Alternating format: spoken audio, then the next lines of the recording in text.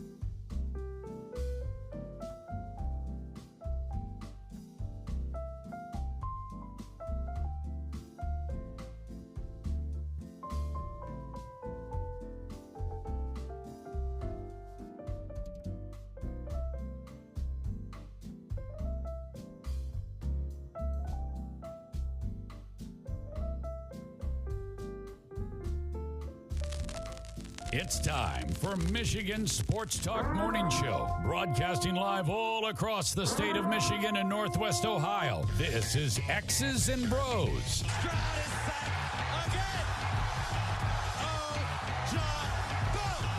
Swings it out to Sadiq Bey. Gets Benny in the corner. To Abdul-Rahman at midcourt. Extra pass. For the win. The three-pointer by Jordan Poole. Here's the give. Walker. Kenneth Walker. Touchdown. Spotting. Goff's got it. Back. Looks. Throws. Ends up. Yes. Caught. Touchdown. Detroit Lions. They did it. Amon-Ra St. Brown in the receiving end. Sends one to deep left center field. Back it goes, and that ball's out of here. A grand slam from Miguel Cabrera. He's got 2 goals. Larkin in on goal. Scores! His first career hat trick in his 7th season for Dylan Larkin. Here's your host, Anthony Bellino. Rise and shine, folks. Good feel-good Friday morning to you. It is the 15th day of December 2023. We welcome you here to X's and Bros on the Michigan Sports Network. Ben Glaze, Ryan Elke, Anthony Bellino, all joining you. Thank you for joining us. No matter who you are, where you are, how you may be listening, all across the great state of Michigan and in Northwest Ohio and worldwide. On the iHeartRadio app, from Traverse City down to the Glass City, GR to the Motor City, we say good morning to you, we welcome you, we thank you, we appreciate you, and of course, we encourage you. Join the program at any time. You can text the keyword Sports Radio, send that to 21,000 Sports Radio to 21000. Our Meyer Supercenter guest line, 866-838-4843. That's 866-838-4843. 4843. We're on Twitter at XB Mornings, Facebook, X's and Bros, and of course, good morning to our television audience as well on BCSN and streaming live on our YouTube page at Michigan Sports Network. Added.com to that to find our website. XBMornings at gmail.com is our fan feedback email inbox, and you can find us all individually on Twitter. Ben Glaze is at the Ben Glaze. Ryan Elke is at Ryan_L_Key, and I'm Anthony Bellino at AC Bellino. Gentlemen, good morning to both of you. Happy Feel Good Friday morning. We have 10 days until Christmas. Oh my goodness. Yeah. Do you have your shopping done? No, Have you started? I have started. I've gotten like the nieces and nephew taken care of, but I have to get something for my brother. Probably something for my grandma. I've got just a couple things. I'm probably about a fifth of the way done. Okay, a fifth. It's not All good. right. That's not good. I didn't realize it was 10 days. Wow. Yeah. Yeah, we're here. We are right here, right now. Yeah. It is happening, and it's coming quick. That's the way. I have everything picked out in my mind. I just have to go. I just have to make the purchase. So. Oh, okay. Well, that's good. Yeah. You're in the right direction. That's how I feel about it, right? Yeah. I know what I'm going to get the girl, so that's all taken care of. And then, I'm a big believer. Like at this stage of our lives, my parents want my sister and I to be able to. They want everybody to be able to have something to unwrap. Oh, okay, yeah. So Makes I'm a sense. big believer. Just go get what you want, and then give it to somebody to give back to you. That's a good idea. We're all adults. Like, get something that Yeah. fits, get something that works, get something that you want. You know what I mean? Then we don't have to. There's no pitter pattern around. You don't have to stress yourself out about it. True. Because it's always been, the holidays have always been a little bit. They've been different for my family, and they've always been a little bit. There's an extra layer of stress when how late are you open till on Christmas Eve, right? Oh, okay. That the small business aspect of it, with the amount of orders and just everything that could go wrong, was going wrong yesterday from an equipment failure standpoint. So it's just one of those things. Like, it's like, yeah, no, you're trying to our business is to make sure that people's food is prepared and ready to go, and people get what they need for the holiday season, right? So you're in the service industry, and it's X amount of orders for prime ribs and tenderloins and hams and catered food and all kinds of stuff, plus all just the regular shoppers. But then you stack Christmas on top of that, and it's like, okay, well, when is anybody going to have any time to do anything for ourselves? And I didn't realize this, but my mom on Christmas Eve as a kid, I guess, used to stay up like all night. Oh, wow. Okay. And we used to be open a lot later. Now that my mom and my uncle have wised up, like Christmas Eve, we'll be open from 9 to 3 or 10 to 2 or something like that on the 24th. Get in and get out. Day to pick up your stuff and go, because we're locking the doors, because we got lives and a family too. But it wasn't always like that as a youngster growing up. So very, very interesting. Very interesting how everything kind of I don't know, kind of relates, but then also how everything is so much so much more drastically different. Like, what does Christmas in a normal person's family look like? You know what I mean? Understandable. You know what I mean? Like, what exactly does that look like? But yeah, very, very interesting. We had Christmas come early for the Las Vegas Raiders last night. Did you see any of Thursday night football? Yes, I watched the first half. And oh, my wow. dear God. Whoa. L.A. Chargers, like, look, I get that Justin Herbert's down, and that you totally, completely derail your season when he goes down. Like, there's nobody you're going to find that's going to replace him and play at a good enough level. Yeah. You might say, Jake, well, look at, Browning out there in Cincinnati, and the way that Jake's been playing in replacement for Joe Burrow or Josh Dobbs when he first came in for Kirk Cousins. That's fine. You might catch magic in a bottle for a couple of games. That's not a long-term solution. If it was, he'd probably be starting. Or if he is that good, he will be starting and be no longer on your team. There is just there's a gap there between starters and non-starters in the National Football League. And without Justin Herbert, the Bolts they're just dead in the water. There's really not a whole lot that can be done. I mean, their season is basically cooked at this point. What else is going on in the sports world? We'll try to get you all caught up with all the happenings. We'll do so right now in the headlines. Big news. I have a little news flash. Let's check the headlines. No, it's real news for once. The biggest stories in the local, regional, and national news. This is huge news. Shohei Ohtani dons the Dodger blue. So good for him. They had the official presser. That's pretty cool. Good for, like I said, good for him, bad for baseball, in my opinion. Not a fan of the move overall. I do like the fact that he stayed in L.A. just for all the reporters and all their lives, but outside of that, it just kind of is what it is. Didn't need the Dodgers with more star power.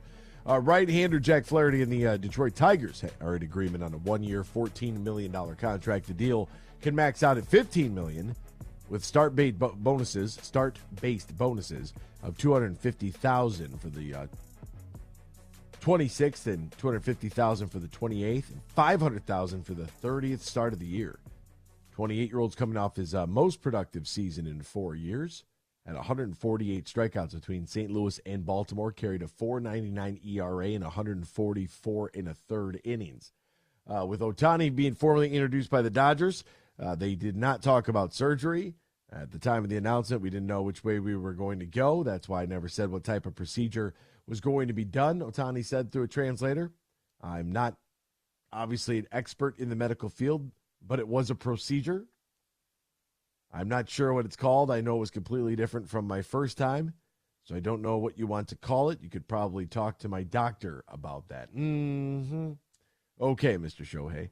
Michigan's Juwan Howard is out and about despite some rumors. He attended a local children's hospital and was photographed at a high school basketball game where he and Tom Izzo were hanging around. I'm really surprised that they say, they're talking about job status. Like he had a 2-hour meeting with Ward Manuel yesterday. I don't know what was discussed. I wasn't there. I just knew that they were meeting. Quarterback Jalen Milroe is going to return to Alabama for his senior year. Speaking of Alabama, they hired ex-Michigan assistant ahead of the college football playoff, so that's pretty interesting. And George Helo will now be on the Alabama staff. The Detroit Red Wings fell last night at home 2-1. That was kind of a tough loss there. The Warriors focus on doing the right things to help Green, not his punishment, while Rudy Gobert said that he's got empathy for the rival. What are we doing? Let's not act like the guy's a drug addict. He just doesn't know how to handle himself.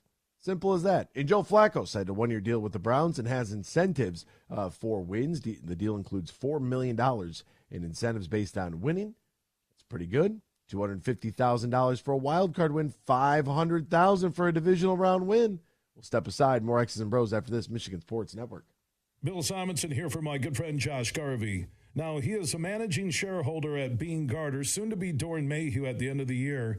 And with the merger, there is growth and a chance for you to fill an executive or other high-level finance-related roles, either at Br0 here in downtown Grand Rapids or over at the Doran Mayhew World Headquarters in Troy, or at any of their offices across the country and around the world.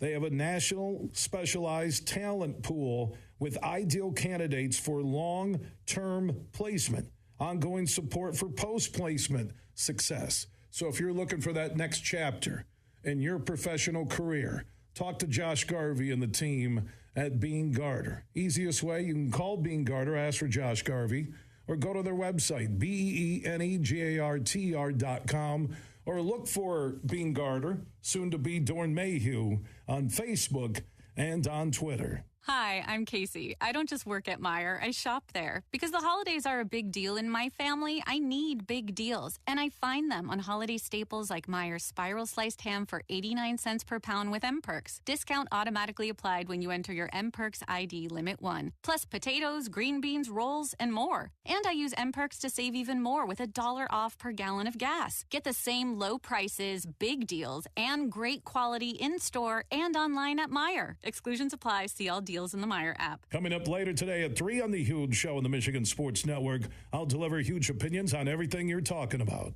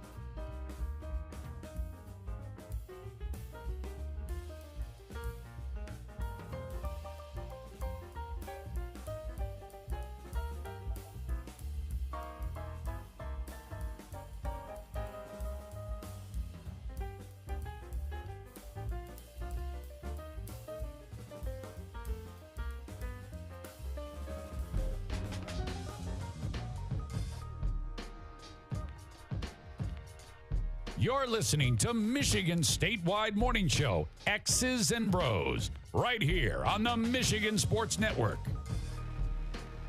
Welcome back here to X's and Bros, Michigan Sports Network. Great to have you right along with us, no matter who you are, where you are, how you may be listening. Text the keyword sports radio, send that to 21,000.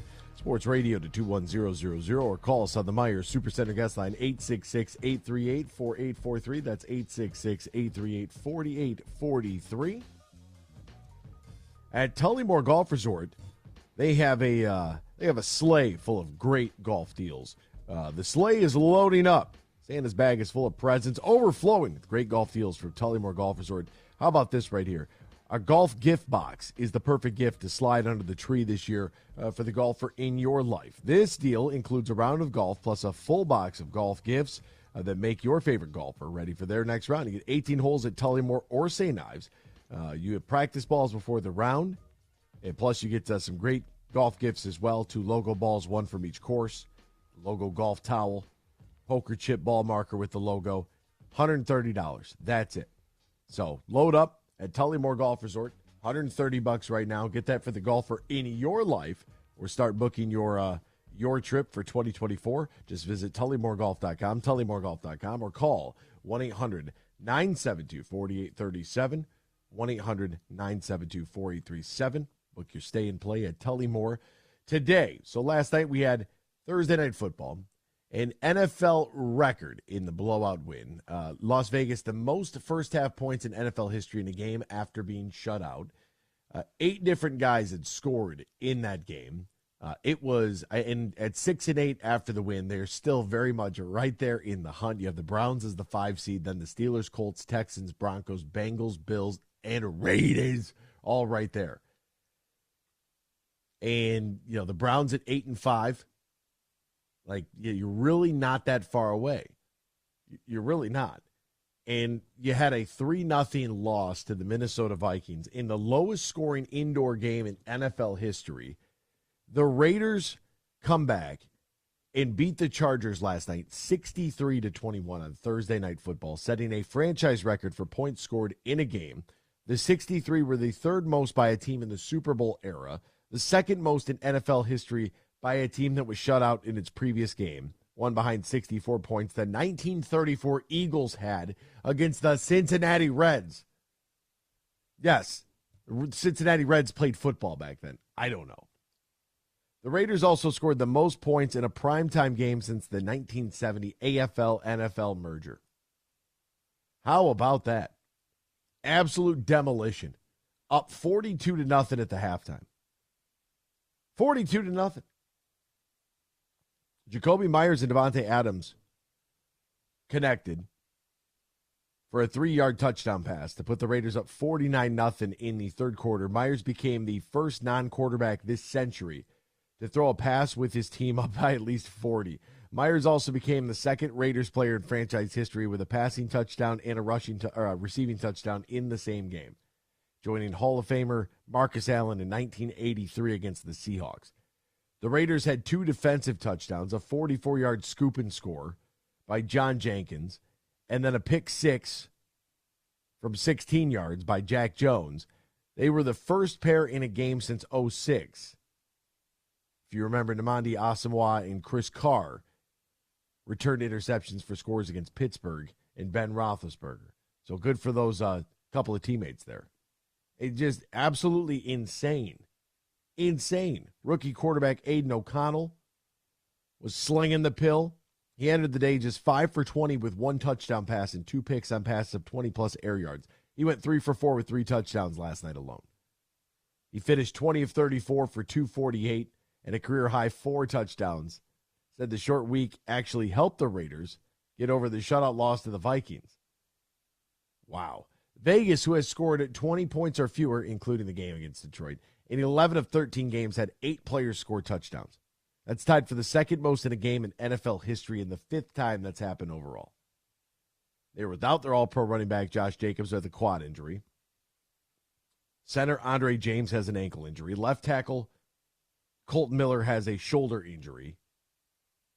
And then you look at the Chargers. Justin Herbert out for the season following the surgery to repair a fractured right pointer finger, a.k.a. the index. Keenan Allen out with the heel injury. And just not good.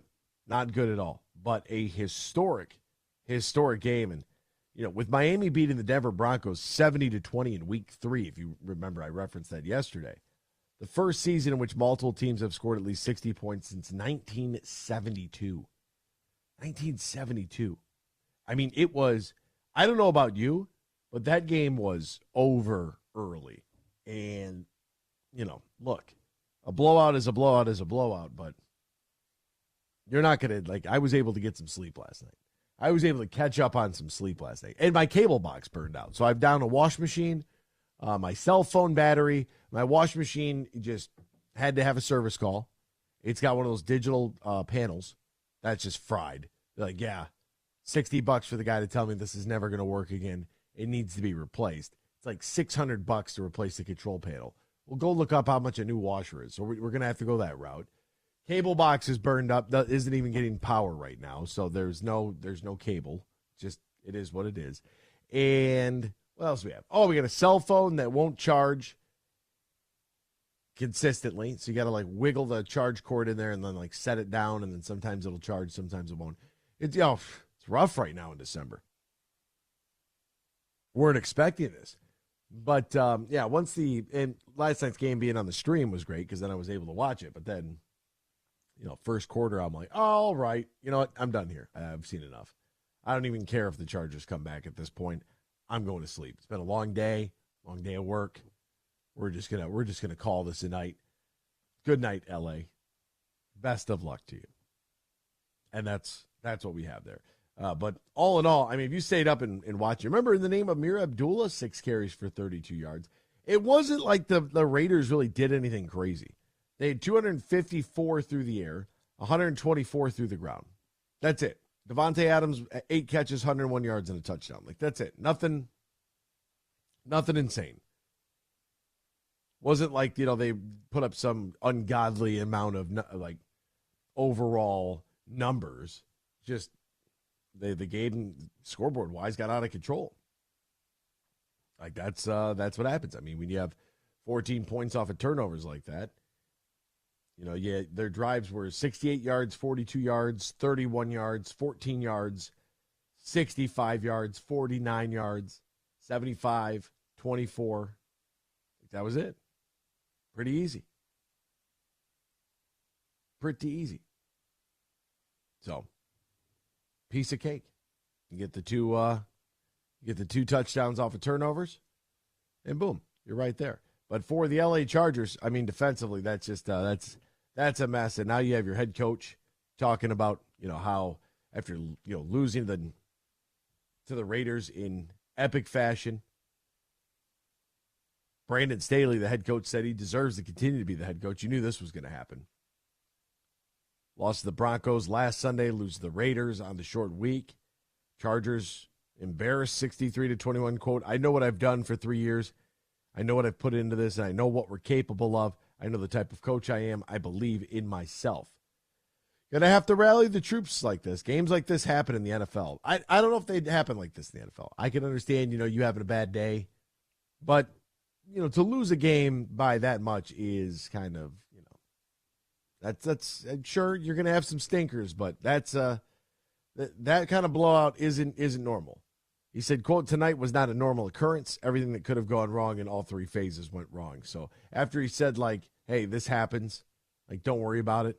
Games like this happen in the NFL. A reporter was like, no, actually they don't. This is pretty historic. He said, well, tonight was not normal, but I'm like, okay. All right, Brandon. Sure. Whatever you say. But look, it's not, he's 24-24 over his last 48 games as the head coach. And I'm not saying that he's going to get fired. If they were at full strength, well, if anybody was at full strength, what could be potential doesn't equal production. So I feel bad, but 24, you're a 500 coach right now over your last 48 games. That would have been awesome for the Lions a decade ago, but that's not what the expectation was there. We'll step aside. We'll be back. We're going to get into the Detroit Red Wings. Dropped a game last night, 2-1 to the Carolina Hurricanes. We'll talk about that next year. X's and Bros, Michigan Sports Network. Huge here for the Michigan High School Athletic Association.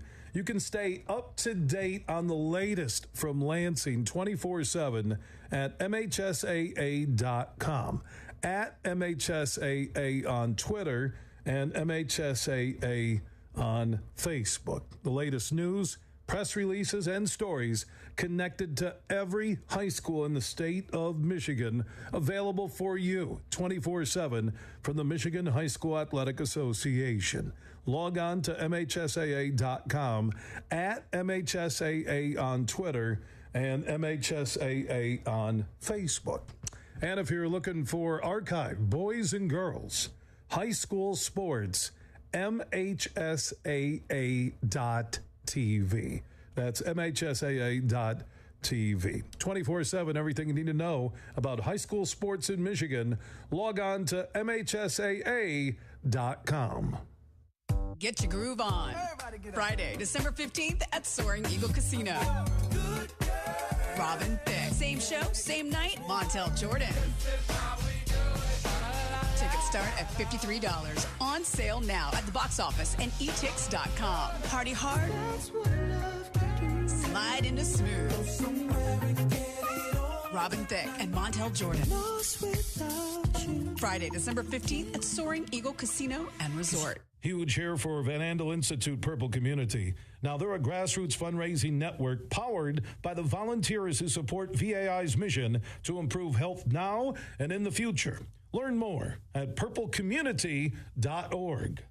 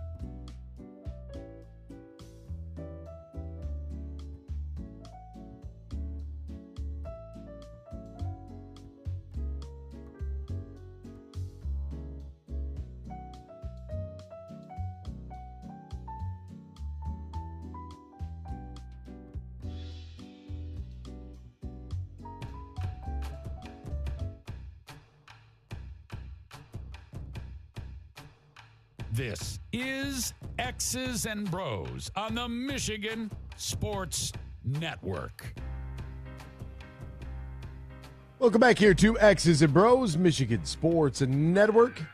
You know, in the NBA, the game can change in an instant, but no matter how the action unfolds, you know DraftKings Sportsbook has your back. This week, new customers can score $150 instantly in bonus bets for betting just $5 on basketball. Win or lose, you get an instant dub. Best of all, it's safe, secure, reliable with 24/7 support. You can deposit, withdraw your cash whenever, wherever you want. Download the DraftKings Sportsbook app right now. Use the promo code HUGE. Promo code HUGE. New customers get $150 instantly in bonus bets for betting just $5 on basketball, only on DraftKings Sportsbook, only using the promo code HUGE. The crown is yours. Now, if you or somebody knows a gambling problem, wants help, needs help, call the Michigan Department of Health and Human Services Gambling Disorder Helpline, 800-270-7117.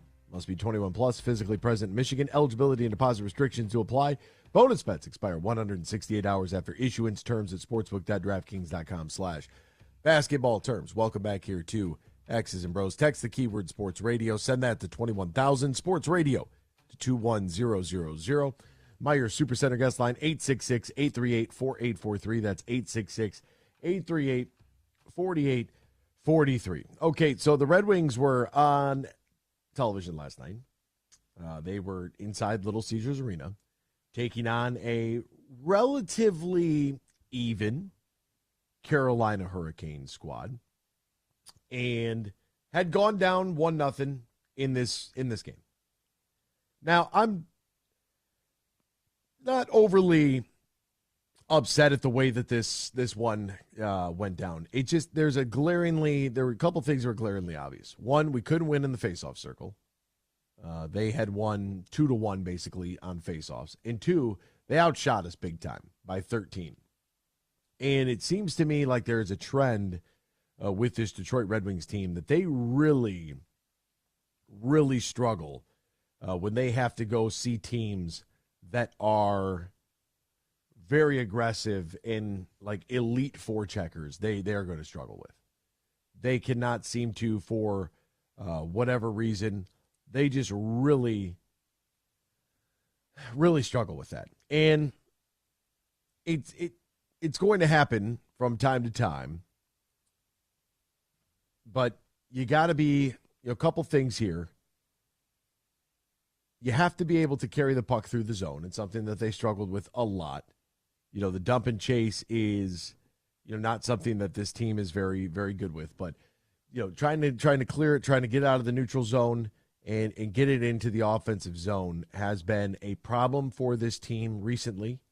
But when you run into a team like Carolina, and I thought we saw it on their first goal, the amount of pressure that they brought into that zone, it felt like they were on the power play. They do a really good job of establishing possession. It's an area that we really struggle with from time to time. And you look at Carolina, where they're at offensively, and then where we're at offensively. But a 5-on-5 even strength. Carolina on their first goal got the puck in the offensive zone, and they set it up as if it was a power play. And that's what it looked like. I mean, they did a great job of cycling the puck around. They did a great job of passing. And, long shots equal long rebounds, same principle as in basketball. You have a shot that's ripped from relatively deep and comes right back out. Rebound gives you a second opportunity, and boom, fire away. Now, Ville Husso in goal. Between the three goaltenders that we have, we don't have that next level keeper that, when are we going to have a goal? Like, I always comment about when are we going to have the goaltender that makes that Sports Center type of save. Waiting for that. And so on the first goal they give up, they probably surrendered 3 rebounds. Carolina does a really good job of traffic in front of the net. Like, they don't just put one guy out there to screen. I mean, they have legitimate traffic in front of the net. They got multiple guys in and around the goaltender that are just make the sight lines very difficult.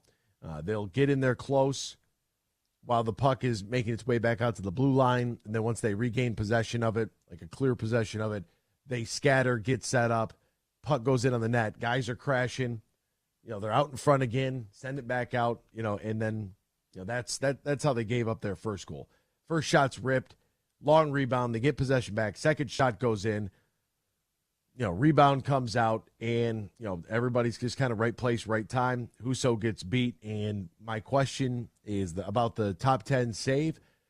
When is Detroit going to have the goaltender that is going to get an immediate nod, no-brainer for the All-Star game? How about, I think that's probably a pretty good way to put it, too. Like, when is Detroit going to have the goaltender that it's like, hey, this guy, I know that we need to play really, really well. Offense, defense, special teams, right? The three phases of hockey, very, very similar to the three phases of football. Special teams being your penalty kill and your power play.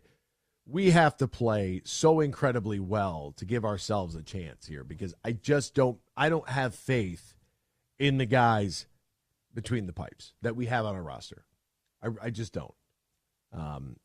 I haven't for quite some time here with this franchise. But this team, Carolina is, like I said, Carolina is a team that does a really good job on the forecheck with the pressure. And Ville Husso, it's not like he's god awful, right? I mean, he makes 36 to 38 saves. And in the second period, it was basically like heartbreak for this team, because Detroit gets a goal from Raz. Shout out to Rasmussen. That's always fun. Good for him. And we get this thing tied up. And this is a pretty evenly matched, game. These are two teams that are, relatively evenly matched from a standings perspective. And, Big Raz was able to tie this thing up, and you feel pretty good about where they're at. And Husso overall, I don't want to just bash the goaltending. It's just an observation overall that I'm just kind of waiting to see when the Detroit Red Wings are going to have a goaltender that is a lock, no-brainer for the All-Star game. Here's Rasmussen, his 100th career point. The corner, and Chatfield picks it up, hands it off, and bringing it out to center ice. Teravainen lost it. Patrick Kane steals for Detroit. Cop over on the right side. Rasmussen scores! What a shot by Michael Rasmussen. A bullet from the right circle. This game is tied 1-1. Ken Cowell on the call there, Detroit Red Wings Radio Network. I also have a question for you with the ESPN stuff. Do we like, and now I don't need it per se, but I do find that the ability to ID players, I feel like that would be helpful, because I'm not trying to think about it like a casual hockey fan, right? I'm trying to think of this as, or not trying to think of this as how I see hockey, but trying to think of it more like if you were going to sit down with somebody for the first time and watch hockey, right? What works, what doesn't work. And, I know that if I say glow puck, I'm sure Ryan's eyes are going to roll into the back of his head right now. But I don't necessarily need the glow puck, but was the glow puck helpful? I don't know. When the puck's when you're watching, let's say we're all watching the television broadcast together. When the puck's in the near side board, you know where it's at just based on where guys are going, even if you can't physically see it. You know where it's at.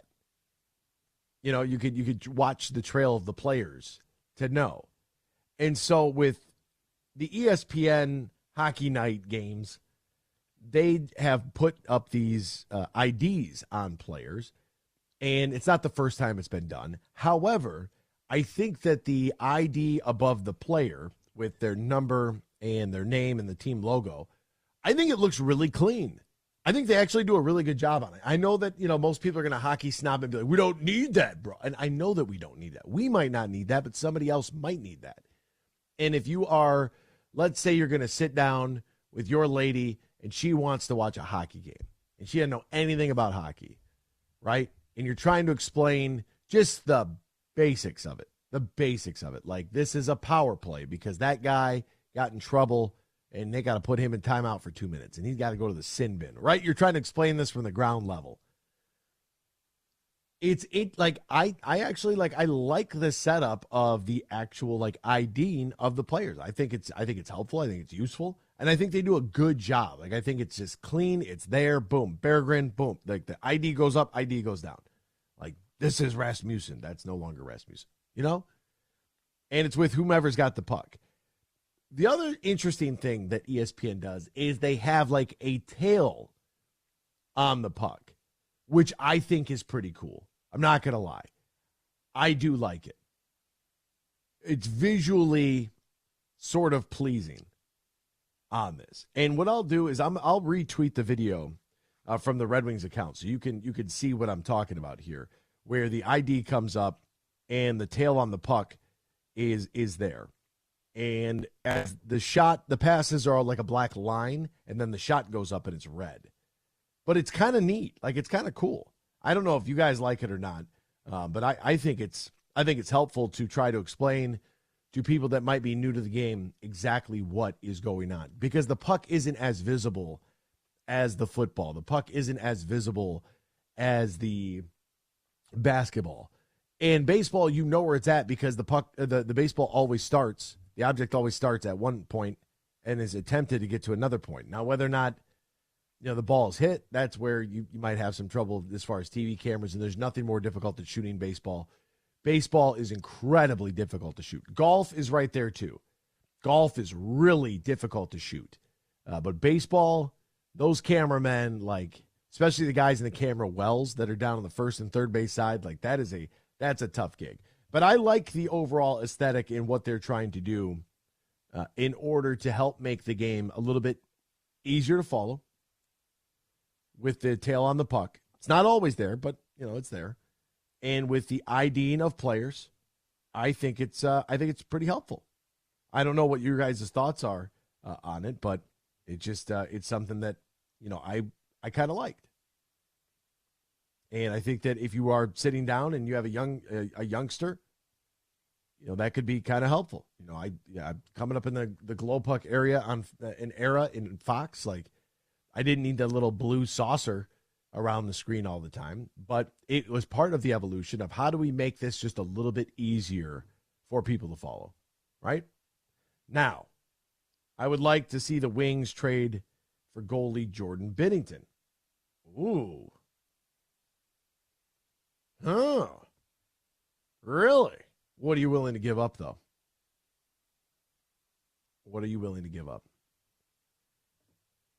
That's where anybody talks about trades. That's where, okay, all right.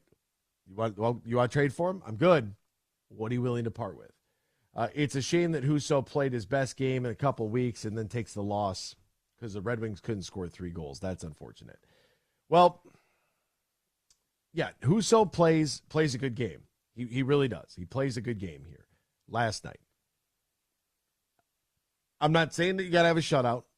But overall, Terry, you're right. That's probably the best game that he has had in a month. 36 out of 38. The first goal he gives up is because of all of the second and third chances that happened on one possession, right? We just could not get the puck out of our zone, and that happens. The second goal. Oh, dear heavens to Betsy. Let's talk about it. Tybo, on your point, that's exactly part of the reason why we want to see best on best. Oh, Husso misplayed that, and it's in! Jordan Staal! 2 misplays, 1... Goodness gracious. That's what it was.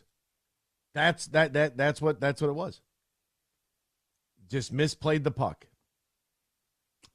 If you're coming out of the net, it's dangerous anytime you do it. But if you come out of the net, you can't take your eyes off the puck.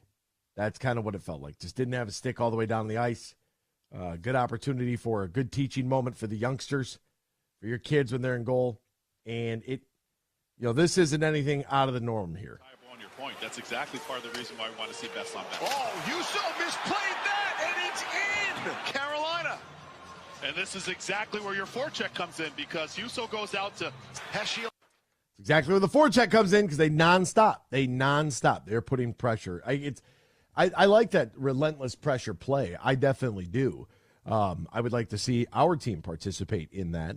But Husso he came out and he tried to go down on one knee to stop it. The first go around, missed it, goes off the boards, and then missed it coming back. And that's that. And that's how Carolina. It's just very opportunistic by them.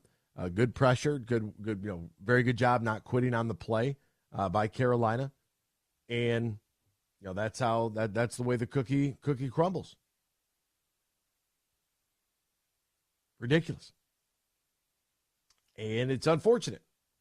It definitely is. But that's just a pure effort play. Now, it's not like we don't do that. I mean, Joe Bellino had an effort play the other night that was, he was simply sensational. Jordan Stahl just doesn't quit on it. He's putting pressure on the full 200 feet, and they all count the same, so it doesn't matter. And that's the way that the Red Wings lost this game last night. Outside of being outshot, they were a little bit more physical, had a couple more minutes in penalties, one goal isn't usually going to be enough. You probably need 2 or 3, maybe 4 in an NHL game. Very rare that you're ever going to win 1-0.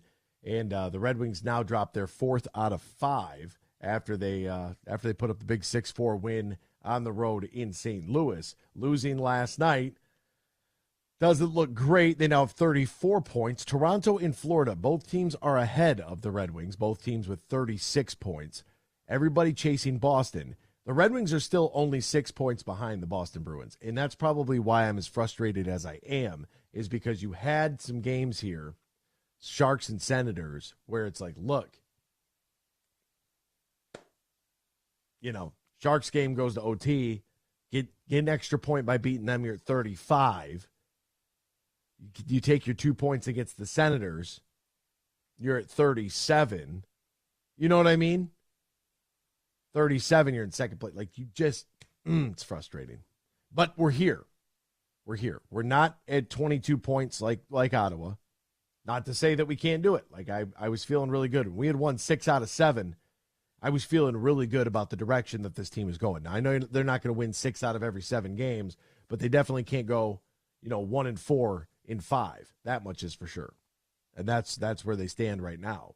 So they're going to have to string some together. They're going to get the Philadelphia Flyers tomorrow night on the road in the streets of Philadelphia. They're going to get the Flyers tomorrow night, while the Detroit Pistons get the 76ers tonight. So it's a Detroit-Philly doubleheader in back-to-back days of doom and despair.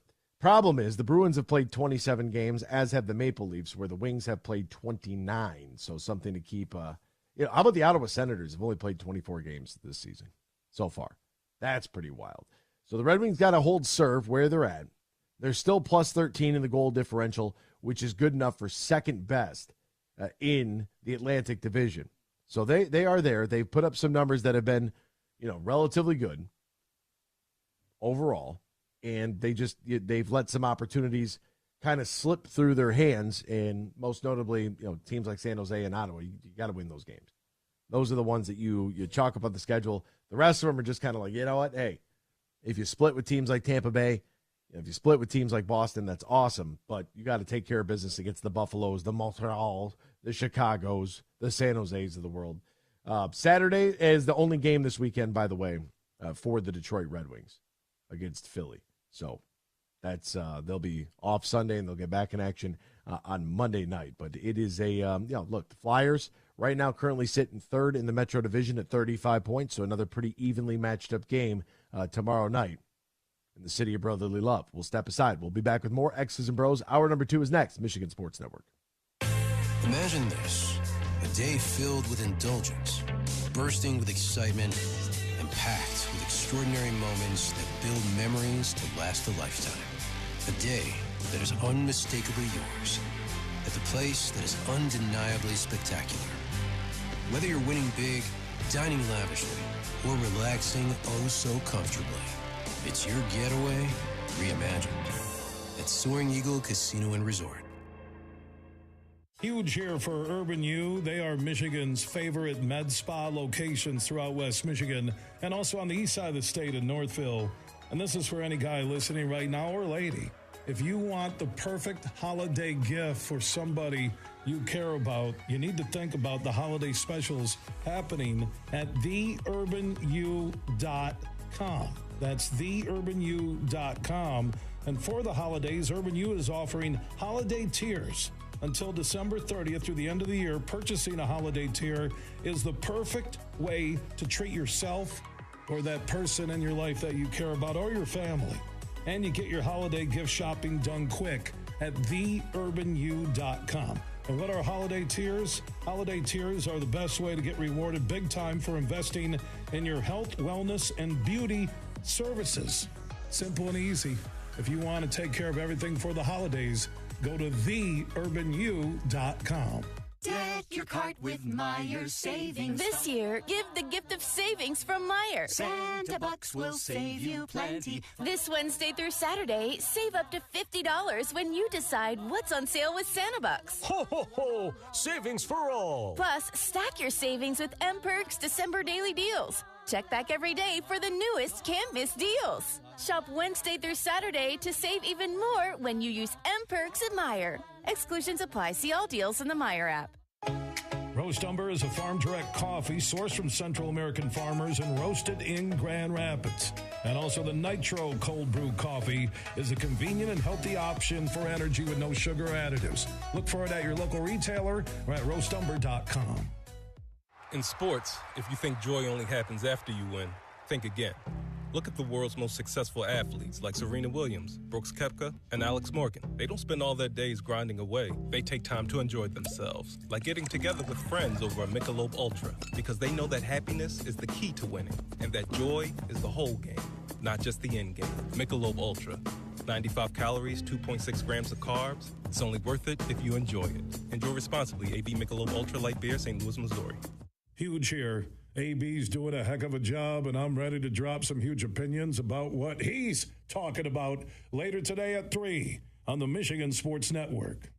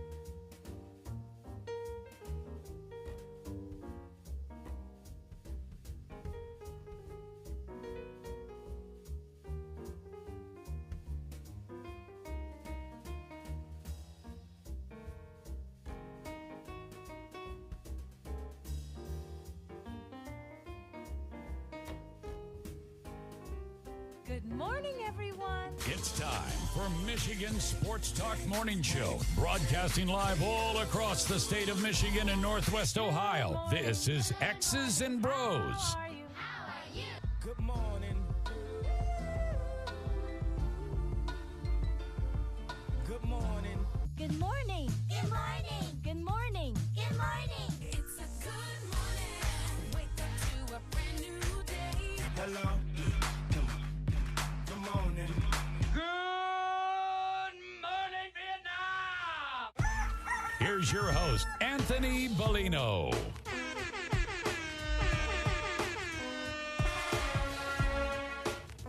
Rise and shine, folks. Welcome back here on a Feel Good Friday.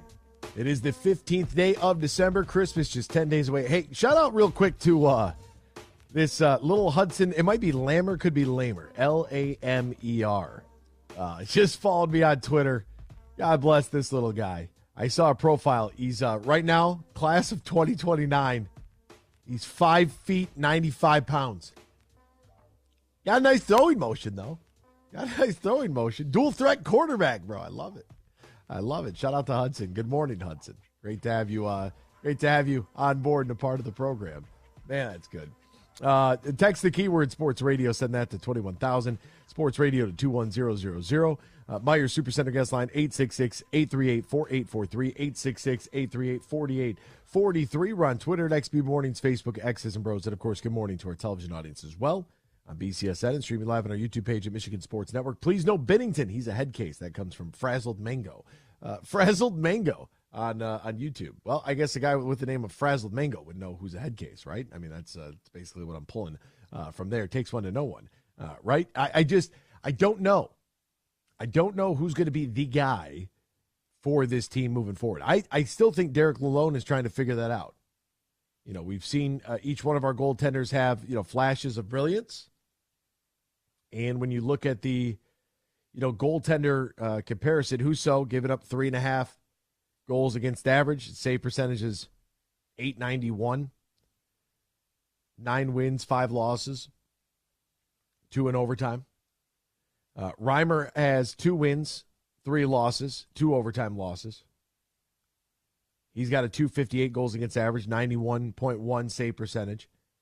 And Lyon has 4 wins, 2 losses, and a 2.13 goals against average with a 93.1 save percentage. So they just have to figure out. I wish we just could kind of figure out and solidify who's going to be our guy. If you have to question, do you even have one, right? So it'll be interesting. But your save percentage, you definitely want to be 90% and above.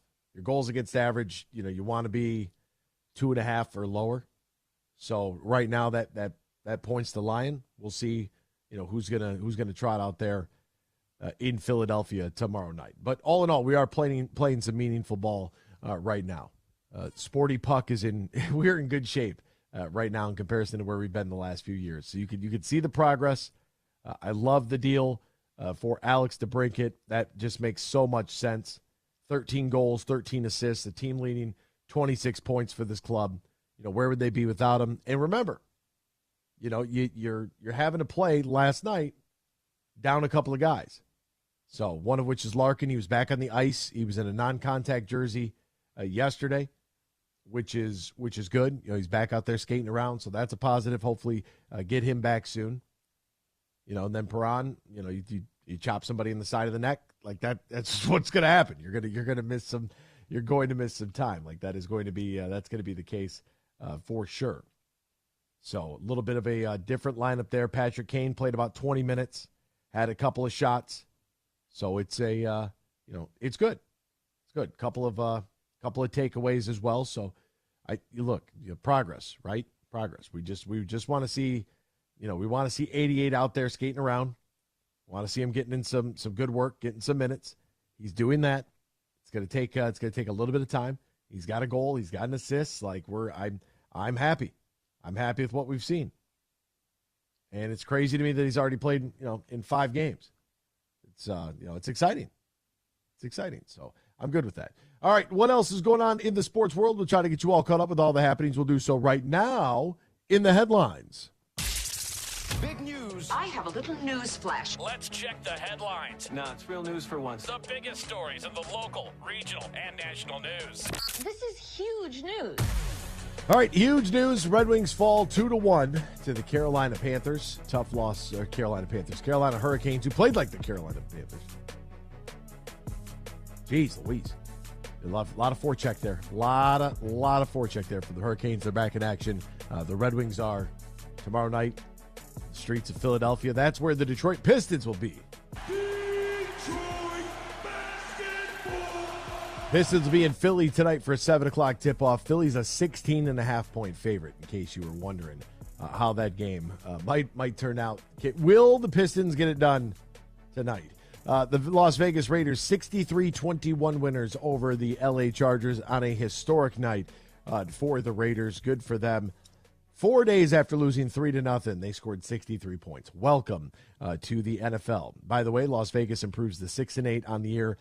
Los Angeles falls to 5-9 on the season. After the blowout, the Chargers head coach Brandon Staley said that he deserves to continue to coach.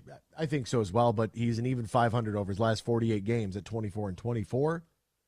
It's kind of what the league is set up to be. You know, they had a defense that was in pretty good shape as far as, you know, youth contracts and everything else. Offensively, you know, they've suffered from a ton of injuries, and they got to do something to help Justin Herbert out. You know, former Jacksonville Jaguars financial employee faces a maximum of 30 years in prison and up to a $500,000 fine after he pled guilty Thursday in federal court to stealing more than $22 million from the Jaguars. Wow. Amit Patel. Not good. Not good, my friend. I don't know if that's how you say his name, but Amit, one of the two. Mr. Patel, you are in big trouble. Joe Flacco has signed a one-year deal with the Cleveland Browns. How good good for Joe Flacco.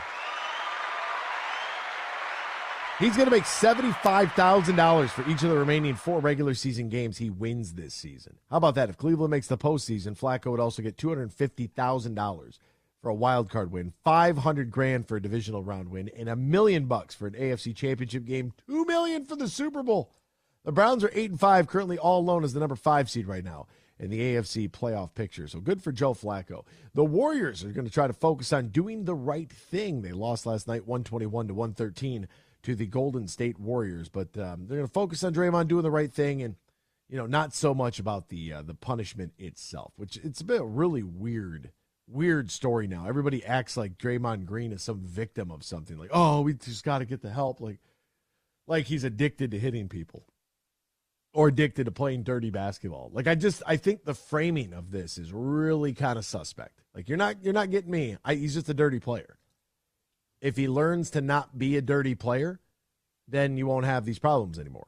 But if he's going to continue on to be a dirty player and cheap shot people, then he's going to continue to be suspended. I don't understand what he needs counseling for. Don't be a dirty player. Like, you're just now finally getting called out on it. You should have been suspended like this a long time ago. But now all of a sudden it's like, oh, well, he's going to get the help he needs. Was he out there smoking crack before the game? Like, what do you mean get the help he needs? Just stop cheap shotting people. It's really not that hard. Focus on playing basketball and not running around kicking people in the nuts. Alabama's hired ex-Michigan assistant ahead of the college football playoff. This is interesting. George Hilo has been added to the coaching staff for Alabama. He was Michigan's linebackers coach in 21 and 22 under Jim Harbaugh. He and Michigan mutually parted ways in February, shortly after Michigan brought back Chris Partridge from Ole Miss to coach linebackers. He didn't coach this season. Not sure what the role will be. However, it is interesting that Alabama would go get an ex-Michigan assistant and hire him just, a couple weeks before the game. People are like, oh, well, he can't coach. He can't. Stop it. He can't be involved in bowl prep. Okay, sure. Quarterback Jalen Milroe will return to Alabama for his senior year. That's absolutely what he should do. Absolutely. Where else are you going to go? The CFL? Like, no. You go back to Alabama. You build on what you've done thus far this year, and you go put out a crazy number in yards and touchdowns, and then you go in next year's draft as a top 15 pick. Michigan's Juwan Howard is out and about despite the rumors. Look, I don't think they're going to fire him. At least I don't see that happening this year. He does have a zero tolerance policy after the altercation with the Wisconsin assistant Krabbenhoff back in 2022. There was the incident that took place most of the Iowa trip in which he and strength coach John Sanderson got into it. I think it's just a verbal spat, nothing more. Everybody wants to make a big deal out of it. Not really sure what the problem is. And Shohei Ohtani at his introductory press conference yesterday for the LA Dodgers. We're going to step aside. We're back with more X's and Bros after this here on the Michigan Sports Network. Bill Simonson here for my good friend Josh Garvey. Now, he is a managing shareholder at Br0's, soon to be Doran Mayhew at the end of the year. And with the merger, there is growth and a chance for you to fill an executive or other high-level finance-related roles, either at Br0 here in downtown Grand Rapids or over at the Doran Mayhew World Headquarters in Troy, or at any of their offices across the country and around the world. They have a national specialized talent pool with ideal candidates for long-term placement, ongoing support for post-placement success. So if you're looking for that next chapter in your professional career, talk to Josh Garvey and the team at Br0. Easiest way, you can call Br0, ask for Josh Garvey, or go to their website, BENEGARTR.com, or look for Br0, soon to be Doran Mayhew, on Facebook and on Twitter. Hi, I'm Casey. I don't just work at Meijer, I shop there. Because the holidays are a big deal in my family, I need big deals. And I find them on holiday staples like Meijer's spiral sliced ham for 89 cents per pound with M-Perks. Discount automatically applied when you enter your M-Perks ID Limit 1. Plus potatoes, green beans, rolls, and more. And I use M-Perks to save even more with $1 off per gallon of gas. Get the same low prices, big deals, and great quality in-store and online at Meijer. Exclusions apply. See all deals in the Meijer app. Coming up later today at 3 on the Huge Show on the Michigan Sports Network, I'll deliver huge opinions on everything you're talking about.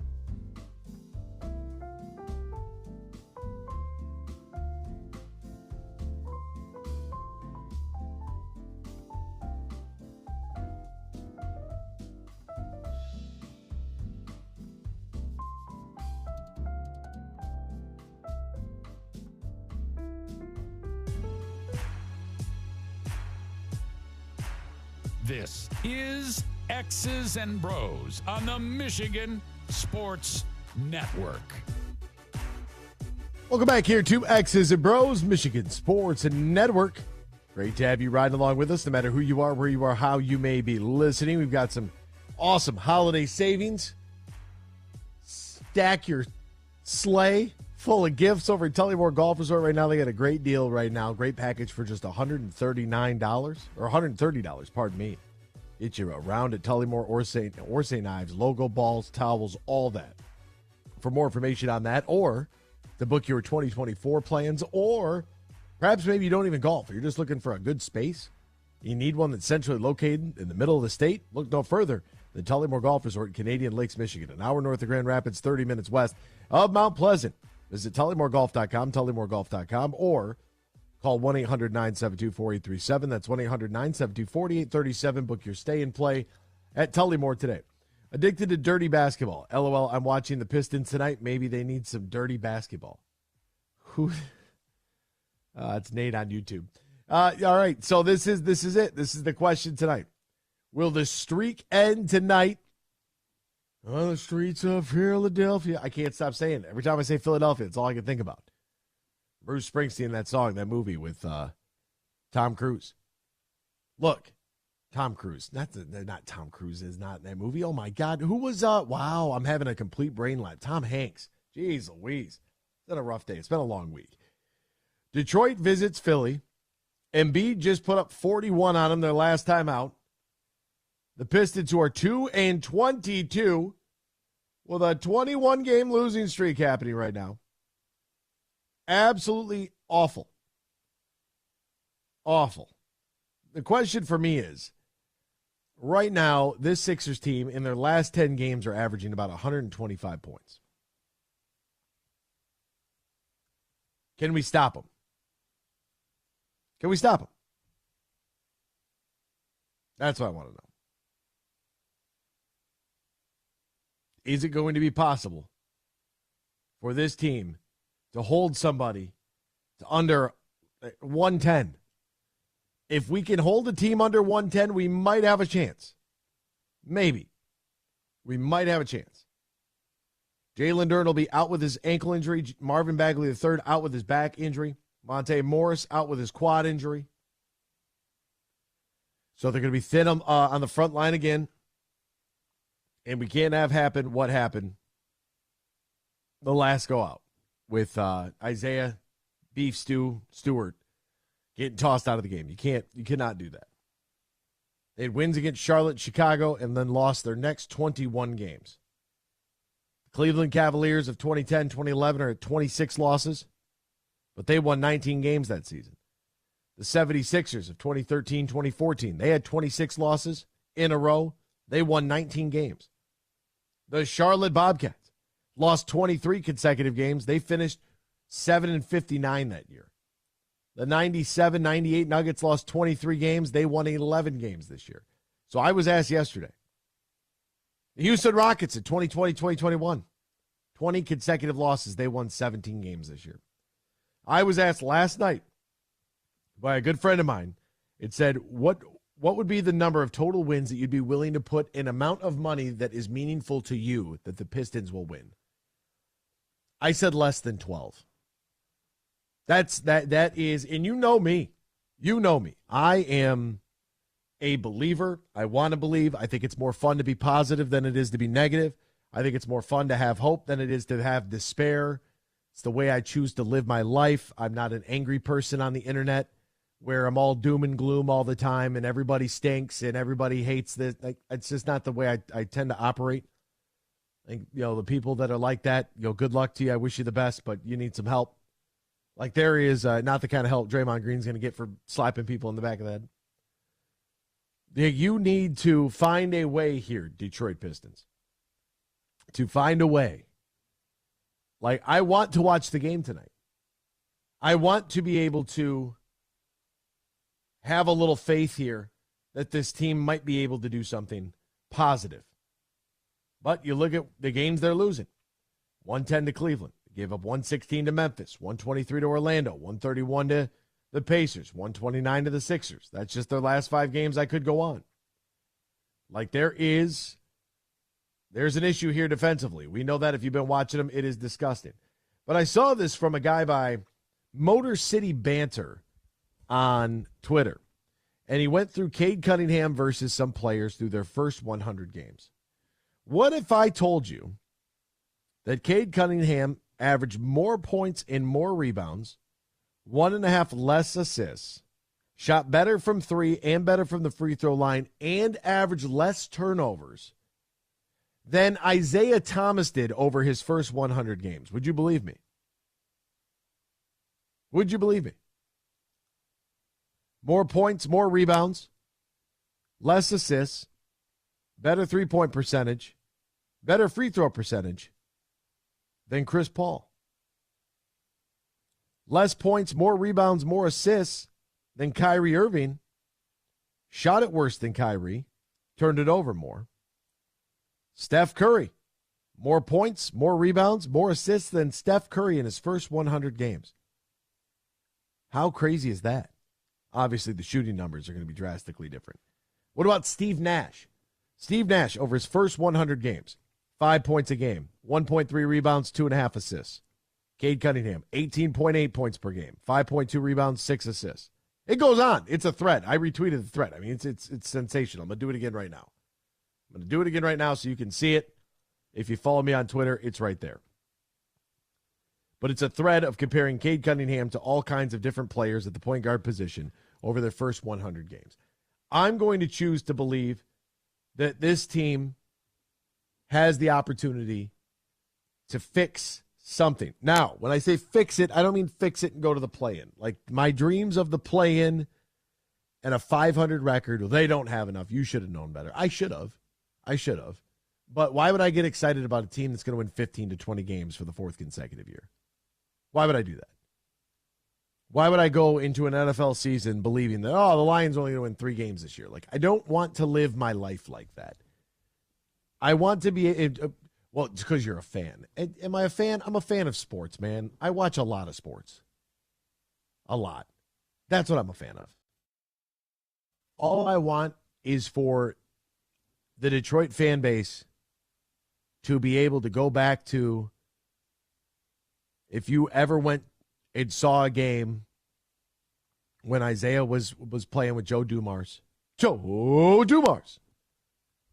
You know, Joe D and Isaiah and those guys. If you ever went to a game at the Palace and saw Chauncey and Big Ben, and not necessarily the teams themselves, but the environment, the atmosphere, and what that was like, that was just completely different. Everything was just completely different than where it is now.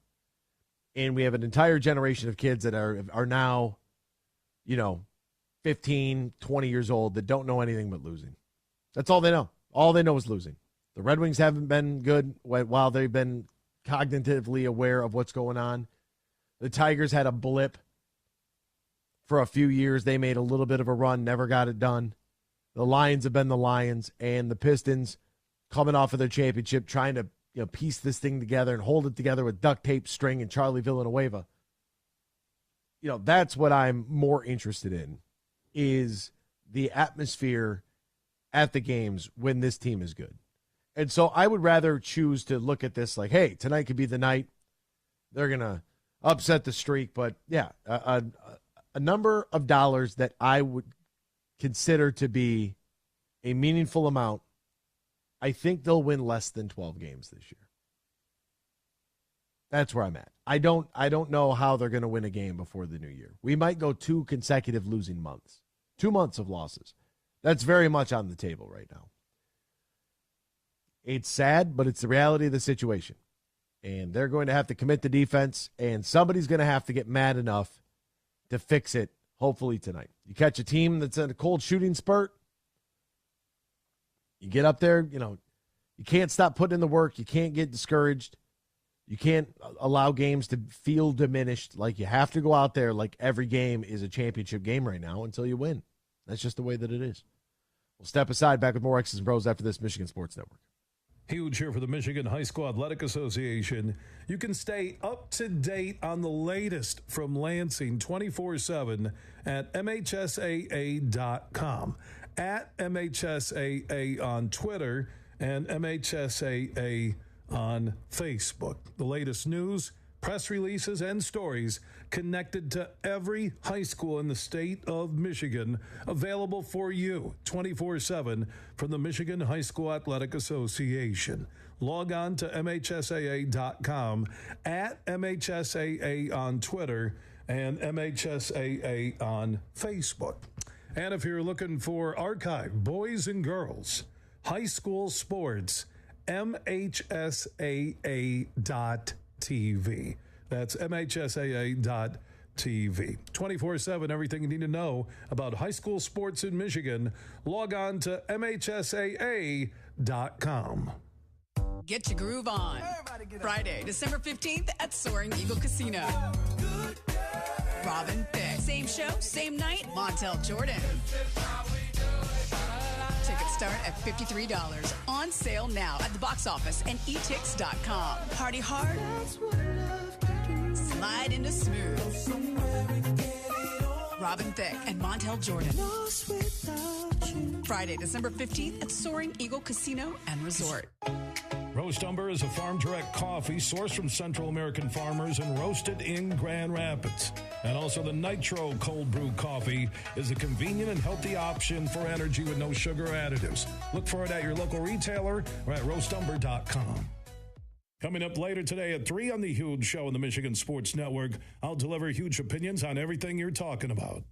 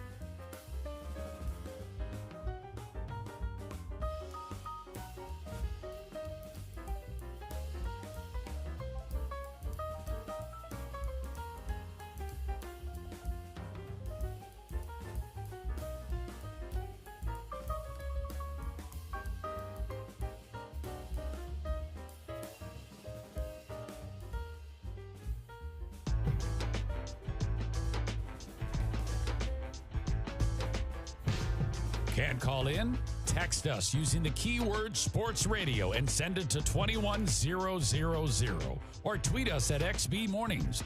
Now, back to X's and Bros with Anthony Bellino here on the Michigan Sports Network.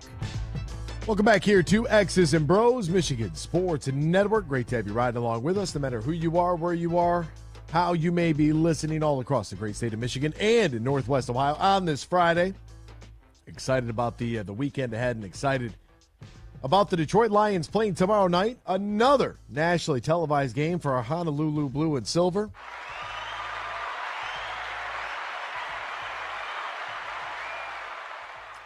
Very exciting times to be a Lions fan, and there is a common theme here that I want to discuss a little bit because I've heard it brought up a lot. Now, Jared Goff said we must turn our urgency up. Dan Campbell mentioned urgency. Alex Anzalone said it as well. Quote, it's not the Super Bowl, but the urgency is there. It's coming down to the wire. We have an opportunity to win the North and get into the playoffs against the team now in the Denver Broncos that have won 6 of their 7 since starting 1-5 and pulling within a game of the AFC West leading Kansas City Chiefs, which have won 7 consecutive divisional crowns. Sean Payton said, knowing this last quarter poll, there's a lot at stake.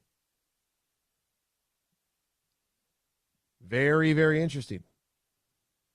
Justin Simmons, the safety, who hasn't had a winning season since joining the Broncos in 2016, said, quote, you want to play in the big-time games. Pressure is a privilege. Everybody knows what's at stake here Saturday night. And I know we do this a lot, like, oh, is this a must-win for the Lions? Like, oh, is this a must-win? We do this all the time. Every game is a must-win game, right? It's the NFL. You only get 17 opportunities. Every game is important. And the way that the Detroit Lions have looked in the last 3 weeks has been cause for concern. We all know that. Probably even the last 4 weeks. 2 against the Bears, 1 against the Packers, 1 against the Saints. No surprise there. But everybody knows this is a massive game tomorrow night in Ford Field. It is game 3 of the triple header on NFL Network on this Saturday. It is prime time in the evening. Everybody's going to be tuned up. The tailgate lots are going to be booming. Like, it is going to be electric tomorrow night inside Ford Field. It's going to be louder than hell. And that's why my biggest feeling for this team is, please, for the love of God, let's take the ball first. Let's take it first. Win or lose in the coin toss, let's get it first. Let's get the rock first. Let's go down the field. Let's establish a drive where our play calling is not as mundane and vanilla as it has been. Where we are doing, I don't know if you guys saw the tweet going around from the all-22 footage, Jameson Williams. I wanted to address that as well. Because, a lot of the routes are less than, creative. It kind of feels like, and as Jeremy Risen pointed out for Pride of Detroit, you could find the video there. The routes, it almost kind of looks like he knows he's not going to get the ball. The one deep shot is severely underthrown. They have to do a better job of getting him in a position to make plays. They have to. There's no other way around it. Part of that is play design. Part of that is Jared Goff. And the other part of that, from Jared Goff's perspective, is having the time to allow Jameson to get down the field. But I would like to see in this football game Saturday night, conceptually, some things where Jameson Williams and Amon-Ra are on the same side of the field, either in a twin set or stacked on each other, and it becomes a situation where you're putting the safety in a bind because we know that Amon-Ra has got to be the priority. We know that. I mean, just look at the statistical breakdown of percentages from touchdown passes, completions, yards. Amon-Ra St. Brown is 30% plus of this offense right now in the pass game. We know that. So make the safety make a decision. Let's start to put them in, and let's go after them early, too. I know that we want to establish the run. I get that. So we can do that. Let's line up in full force and just go right at them. And I'm good with that. But let's also begin to, and I think Jared Goff has done a much better job of moving the football down the field, comparatively speaking, to where he was in his first year, where they wouldn't throw the ball more than 4 feet. And in comparison to last year, we've got a lot of 20-plus, those explosive type of plays in the pass game. We're up there in the top third of the league in that. That's great. We know it's there. Channel your inner Tampa Bay Buccaneers game. Send it. Because now everybody's talking about the urgency. Because you didn't handle business on Thanksgiving. You didn't handle business last week in Chicago.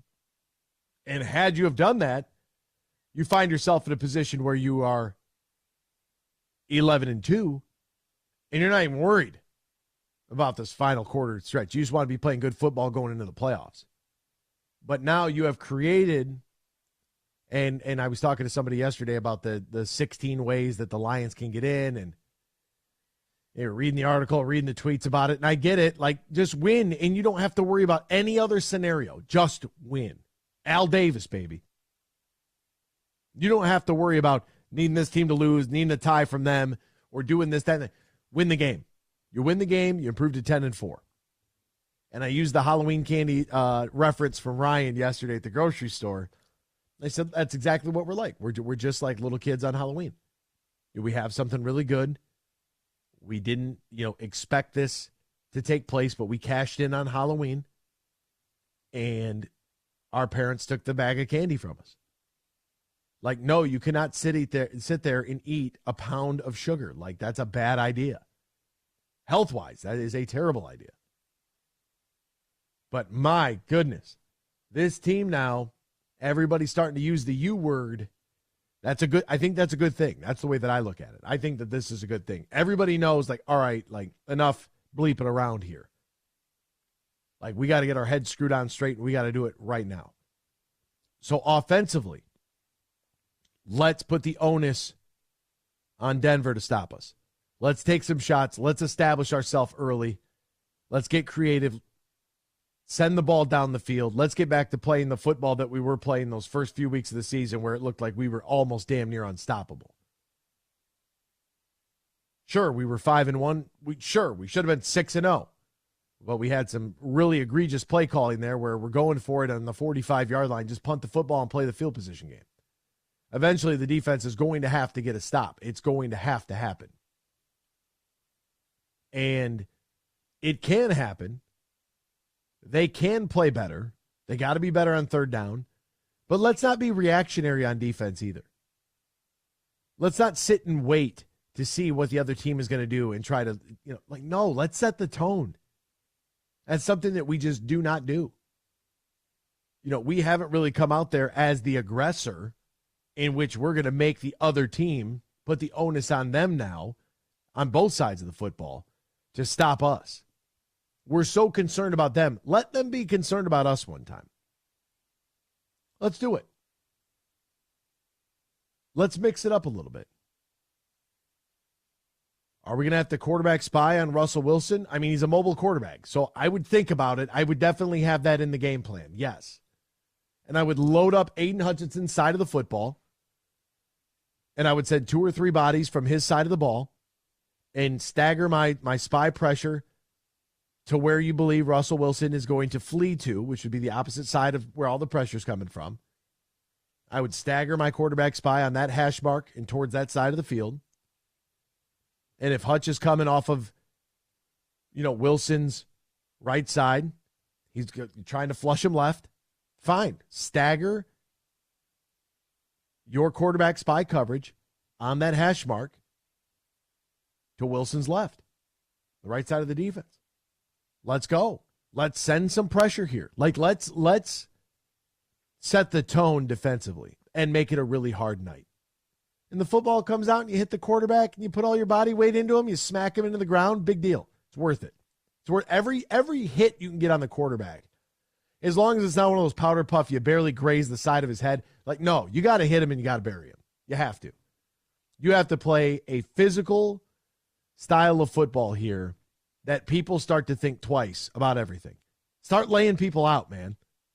Let's get to Freddie on the line. Wants to talk Lions and Pistons. Good morning, Freddie. How are you? Good morning, AB. How are you? I'm fired up this morning. Yeah, I could tell. First of all, I lost my train of thought. My daughter was mad at me. She got out of the door. She was mad at me. Anyways, she doesn't like when I call you in the morning. She hates it. I'm like, why? Why? So I'm like, AB, she doesn't like me talking in case her friends hear me talking on the phone. That's a 13-year-old for you. What is she? She's afraid her friends are going to learn something? Yeah, absolutely. That's a good one. First of all, I want to say I'm sorry to you. I know tomorrow night you have to work a late game. I know how you hate working those late games. It bothers you and all that. You usually cry about it, but you did pretty well. good. No. See, that's all. It's all about situation. Like I don't have a game Sunday, and I don't have to be on the radio at 6 a.m. So I'm good with it. They want to play Saturday nights, and we don't have to wake up at the butt crack of dawn, and I don't have to worry about driving home in the middle of sure thing. Getting 4 hours of sleep, maybe. No, Saturday I got plans after the game. We're good to go. But I'm out on the town, Freddie. Saturday's it's a party. Yeah, look out, District Detroit. Anthony's. Ooh, man. Watch out Absolutely. now. Holla at your boy. Absolutely. Hey, so I'm going to be a little bit all over the board now. Of course, yeah. So smart, I'm a pretty smart guy, You are. I bring you a lot of topics on the radio station. Of course, I'm the guy that said the goalie trade. You trade whatever you can to get a goalie of his stature. He needs to get out of St. Louis. He's won a cup, and he needs to come. He'd be our Mike Vernon, Chris Osgood for the next 5-6 years. You bring him here, whatever it takes to get him here. But whatever he wants to trade, let him trade.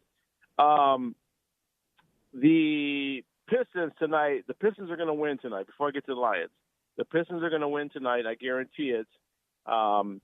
Your 3 stars are going to be Ivy, Killian, and Cade. Those will be your 3 stars tonight for the game. But the Pistons will win 125-119 tonight. Book it. Absolutely. George Blaha will be so excited he won't even know what to do. I don't think he remembers the last win he called a game, so I don't know. Even poor, George Blaha, what a year for him. I guess Michigan State and the Pistons. I mean, have we thought about George Blaha through all this? It's been a pretty rough year for him, man. I should try to see if I can get George on the show next week. Absolutely. I mean, was Michigan State's last win versus Rice? Or they win a game after the Rice game. I can't remember if they did. I think they won a game. I don't know. Ryan doesn't have a mic, so Rice. I know. But didn't they beat Rutgers? Yeah. Well, I know they beat somebody, but they beat Rice. That was Tucker's last win. Was Rice, wasn't it? Didn't they play Rice?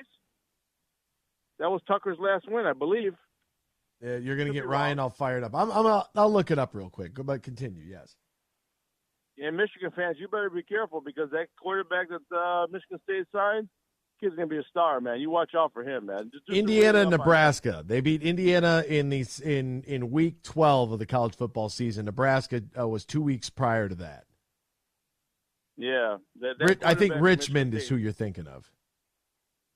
Oh, they play Richmond. I thought Richmond, they played Rice. yeah. Okay, my it started with an R. I mean, what are you gonna do? But as busy as I am, it happens. I do it all the time. The letter R. Yeah, absolutely. Why do Michigan fans have to worry about who Michigan State's getting a quarterback? That doesn't make. We're not concerned about that. Why would we worry about that?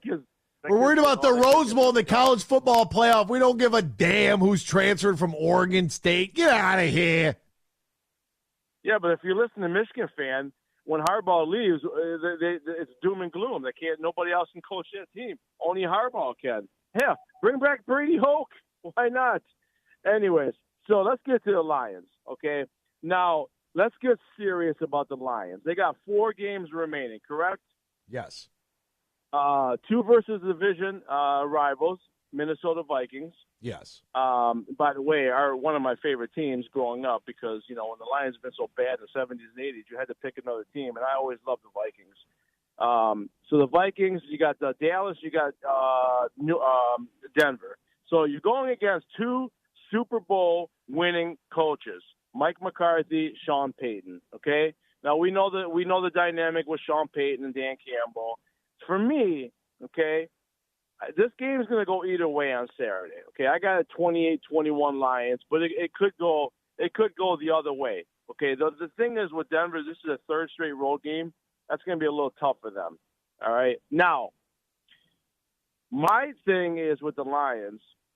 Okay, this is very crucial for Dan Campbell the last 4 games to see what he's made of. We're not going to fire Dan Campbell. Nothing's going to happen to him. But this is what you want as an organization. This is what you want as a fan. This is what you want as a team. You change the culture. This is the point of that culture-changing moment. And then we're here. Now, the Lions went 1-6 last year. Then they won 8-2. We understand all that. But those games weren't pressure games. And when they got to that pressure game, as we talked about earlier in the week, they blew the tire in Carolina. We talked about all that. And then when the Green Bay game happened, game happened, we know they didn't have to win it, and it didn't matter, and it wasn't a pressure game. But they won the game. It was a good game.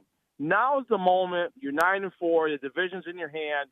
This is where Dan Campbell needs to show the NFL you're the next big-time coach coming. You're going against two Super Bowl guys, and it's time, Anthony. It's that time that Dan Campbell and the Lions take that next step, because you think back to all the great teams in the past. All the head coaches had a quarterback that was their guy. You can go back to Bill Walsh, Joe Montana. You can go back to Bill Parcells and Phil Simms. You name it. Tom Flores and Jim Plunkett. Is it going to be Dan Campbell and Jared Goff? Is it going to be them? Are they going to be the tandem? Is it going to be Sean Payton and Drew Brees? They had that connection together. I think the Lions have hit that time in their organization where you take the next level and you take this division and you show the NFL world we're the next great team for the next 5-10 years, Anthony. They've hit that moment. And I hope so. You're going to be there front. You're going to be there front and center tomorrow on the mic for something special that could really happen. Now, if you were there for the San Diego Charger game, right? When Christmas Eve they clinched the playoff spot. You were there, right? 2011. 11. Yep. Moment? Yeah. So you were there, right? So you know what that felt like, right? The first time they clinched the playoffs, and I know my feet hurt. Years. Yeah, and it snowed like 8 inches right after that game.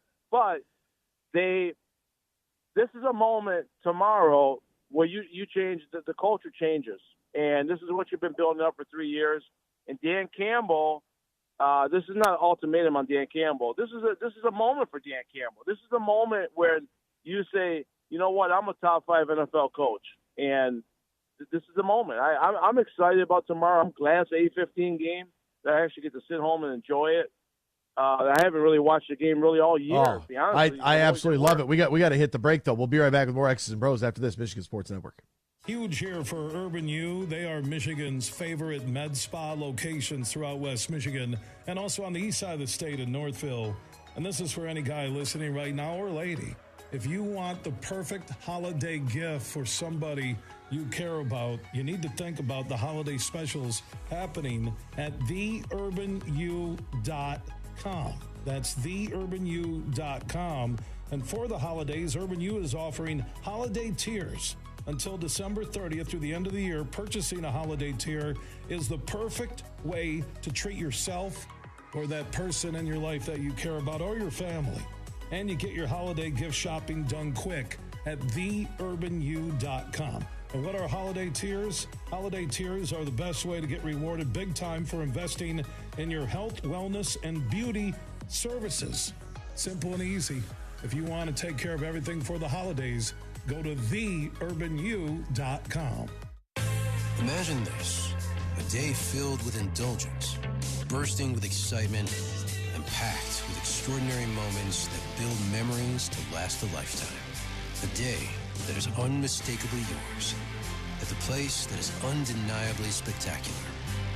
Whether you're winning big dining lavishly, or relaxing oh so comfortably. It's your getaway reimagined at Soaring Eagle Casino and Resort. They say consistency is the key to success. They weren't wrong. So how about grabbing a beer that's consistently smooth, consistently refreshing, and consistently light? You might just find that the road to success can be pretty enjoyable. Michelob Ultra, the perfect balance of taste and refreshment, and only 2.6 carbs and 95 calories. It's only worth it if you enjoy it. Enjoy responsibly. Anheuser-Busch Michelob Ultra Light Beer, St. Louis, Missouri. Huge here for Van Andel Institute Purple Community. Now, they're a grassroots fundraising network powered by the volunteers who support VAI's mission to improve health now and in the future. Learn more at purplecommunity.org. Deck your cart with Myers Savings. This year, give the gift of savings from Meijer. Santa Bucks will save you plenty. This Wednesday through Saturday, save up to $50 when you decide what's on sale with Santa Bucks. Ho, ho, ho! Savings for all! Plus, stack your savings with Perks December daily deals. Check back every day for the newest can't miss deals. Shop Wednesday through Saturday to save even more when you use Perks at Meijer. Exclusions apply. See all deals in the Meijer app. Huge here. AB's doing a heck of a job, and I'm ready to drop some huge opinions about what he's talking about later today at 3 on the Michigan Sports Network.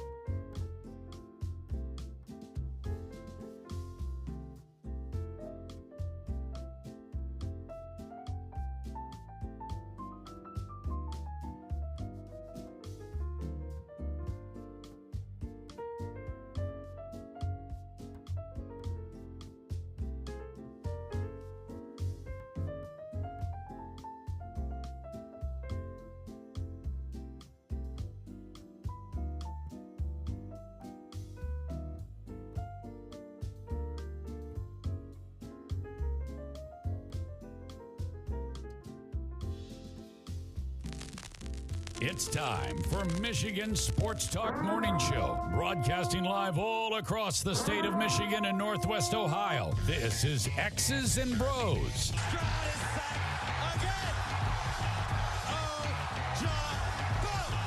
Swings it out to Sadiq Bey. Gets Benny in the corner. To Abdul-Rahman at midcourt. Extra pass. And it goes for the win. The three-pointer by Jordan Poole. Here's the give. Walker. Kenny Walker. Touchdown. Smarty. Goff's got it. Back. Looks. Throws. Ends up. Yes. Caught. Touchdown Detroit Lions. They did it. Amon-Ra St. Brown in the receiving end. Sends one to deep left center field. Back it goes, and that ball's out of here. A grand slam from Miguel Cabrera. He's got 2 goals. Larkin in on goal. Scores! His first career hat trick in his 7th season for Dylan Larkin. Here's your host, Anthony Bellino. Rise and shine, folks. Good Friday morning to you. It's a feel-good Friday, the 15th day of December 2023. So great to have you right along with us, no matter who you are, where you are, how you may be listening, all across the great state of Michigan and in Northwest Ohio and worldwide on the iHeartRadio app. We say good morning to you. We welcome you. We thank you. We appreciate you. From Traverse City down to the Glass City, GR to the Motor City, we encourage you. Join the program at any time. Text the keyword Sports Radio. Send that to 21,000. Sports Radio to 21000. Meyer Supercenter guest line 866-838-4843. 866-838-4843. We're on Twitter at XB Mornings, Facebook, X's and Bros. And, of course, good morning to our television audience as well. BCSN is streaming live on our YouTube page at Michigan Sports Network. That's Ben Glaze and Ryan Elke. I'm Anthony Bellino. Find Ryan on Twitter at RyanL_Key. Find Ben at TheBenGlaze. You can find me at AEC Bellino. Ben, is Freddie still on hold? No, he's not. Okay, I wasn't sure if he hung up or not. It felt like he had a lot more to say. I'm going to try to surmise the best way that I can. Okay. I think what Freddie's getting at is that with Saturday night's game, and yes, I remember the 2011 game because what I was doing at Ford Field was much different than what I do now. It was just... I started in merchandise there. So they had a position available to work in a kiosk. And so I took that position to work in the kiosk because I figured that's a good way to get my foot in the door. Literally. Put my foot in the door. And so I worked in the kiosk for like they had the CONCACAF Gold Cup there. And then we had like two Lions games. And I got promoted. And I got a new job. And so I went from the kiosk up to the warehouse. And then I was running basically.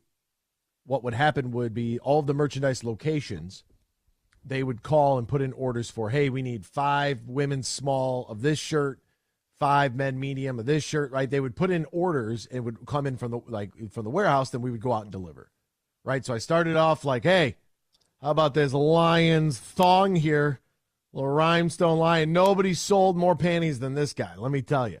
And then I went from that to the warehouse where it was like, okay, now I'm taking and processing orders. And then I went from that to more of like a managerial role. And it was all in the same season. It just kept happening because I was just there to work. Like I took my lunch break when I was supposed to take my lunch break. I went into work. I got there early, and I showed up, and I put in a really good effort every game. And I just kept going up the chain of command until I was like, all right, now I get to sit down. This is great. But, you know, it was a lot of walking around, If I got to go to 3 different spots, let's box this stuff up and give me 3 different boxes, and I'll just take them all at one. I'm not going to go back and forth. I'm not going to take my time. I'm going to get the stuff there as quickly as I can. Get it on the shelf. You can't sell something that's in a warehouse. You can only sell something that's on the shelf. So let's get it out there. Let's get it sold. Let's go. But that's how that's how I started with the Detroit Lions. The Motown Showdown was our Monday Night Football T-shirt against the Chicago Bears all those years ago. You know, and it was like, hey, I'll do it. And now I take some of the same T-shirts and throw them at fans and talk about stuff on the microphone. So it's a little bit different now, but it's fun, and that's my full circle journey with the Detroit Lions organization. I think what Freddie is saying here is not that this is like a make or break game for Dan Campbell, but for all of the talk about where this team may be at. and for all of the talk about how this team might be, this is the kind of game that they need to win to take this team to the next level. Now, we're preparing ourselves with 3-1, 2-2, 9-9. We're preparing ourselves for that so that we don't get let down. But they bleep around here and go 4 straight wins on the way out. Why not? Why not? How come? Tell me why. Tell me why. NSYNC voice or Backstreet Boys, whoever sang that song. Right? That's what I want to know. And if they go out there Saturday night and they beat the Denver Broncos in such a way that brings you back to where you were at earlier in the season, a good Broncos team now that's figured some things out. When it was like, I got to fire Sean Payton, Russell Wilson's a bad idea. What are they doing out there? It imploded. Trust the process. Have a little patience. Tough to have patience when you only have a limited number of games. But you're not going to win your season the first month. You could lose it, but they held on. They rallied the troops, and they're right where we were at last year, making that hard push down the final turn here, the fourth quarter of the season. And if the Lions come out there and win that game on tomorrow night at 8:15, maybe 8:25, depending on the television slide and what happens in the game before us, they come out there and win that football game and really just do what I ask. Not a big deal. Spy on Russell Wilson just to see what he's going to do and how he's going to respond to it. Heavy pressure in support of Aiden Hutchinson's side. They go out there and win this football game in a form and fashion that gets you back to feeling as confident as you were in week 5 of this season. This is the type of game that I think Freddie's trying to say takes your team to the next level. We were new coach, new GM. Yeah, we'll see. Rah-rah guy, kneecaps, all that. 0-10, all that. Next season, hey, look at this. We're turning some things around, right? We're turning it around. Here we go. We're just shy of the playoffs. Had some calls and some things not go our way. Melted down in Carolina. But we were kind of a cute, sexy, like under the radar, like my Orlando Magic pick in the NBA this year. Like under the radar, I want to get on them early so I can go back and tell everybody how right I was. That's what TV people were doing about the Lions. That's what the TV people were doing about the Lions. And if they are to win this football game on Saturday night, this could be that one small step for man, one giant leap for mankind. One small step for this season, but one giant leap for this organization now moving forward to where the national media still does not respect us. And when they'll respect you, they'll give you the benefit of the doubt when something bad what happens. Like Kansas City, for example. Nobody thinks that Kansas City is going to just pee down their leg the rest of the season. Nobody thinks that's going to happen. People think that's what the Lions are doing right now. They think that the Lions have entered, if you watch Chernobyl on HBO, ASAP 4, like that's what they think. We just hit that button. Like we are starting the meltdown. They still don't believe. They still don't respect us. Got to give them a reason. The opportunity is here. The opportunity to give people a reason to say, you know what? No. Our sleeper pick, yeah, we look good right now. We look good. Dan Campbell and the boys, they got him going. And I think that when you have this sort of opportunity, how big is the moment and can you handle it? How big is the moment? The game in Chicago last week is the game that Matthew Stafford referenced. 1 o'clock somewhere on a Sunday, whatever. This is not that game. This is a game now. In the beginning of the year, they said Lions, Broncos, highlight that one. Let's see. We'll see if we have to flex that. Keep an open date, 16th or 17th. We'll see how these teams are doing because we think they're going to do pretty well. And guess what? Move that thing to Saturday night prime time. We want the country to be dialed into what's going on in Detroit. Yeah. One small step for this season could be one giant leap for this franchise. We'll step aside. Back with more X's and Bros after this. Michigan Sports Network. It's time to go in the huddle. 1, 2, 3, top flight! DraftKings Sportsbook is an official sports betting partner of the National Football League. Download the DraftKings Sportsbook app today and be sure to use the promo code HUGE for a special offer when you sign up. That's code HUGE, H-U-G-E, only at the DraftKings Sportsbook. The Detroit Lions are going to try to bounce back after a very disappointing loss on the road against the Chicago Bears. The Lions sit at 9-4 and are on a short week this week as the NFL flexed this week's game to tomorrow evening when they'll host the Denver Broncos. Last week, for the first time in NFL history, a team has a rookie running back and tight end to each produce 700-plus scrimmage yards in a single season with Jahmyr Gibbs and Sam Laporta. But with a month left in the season, 2 games at home, 2 on the road, 3 of 4 in conference, and 2 of those in the division, the Lions desperately need all hands on deck, and they need to walk out of Ford Field victorious tomorrow night at 8:15 against the Denver Broncos on NFL Network, or it's going to be very difficult to find those Honolulu blue and silver linings.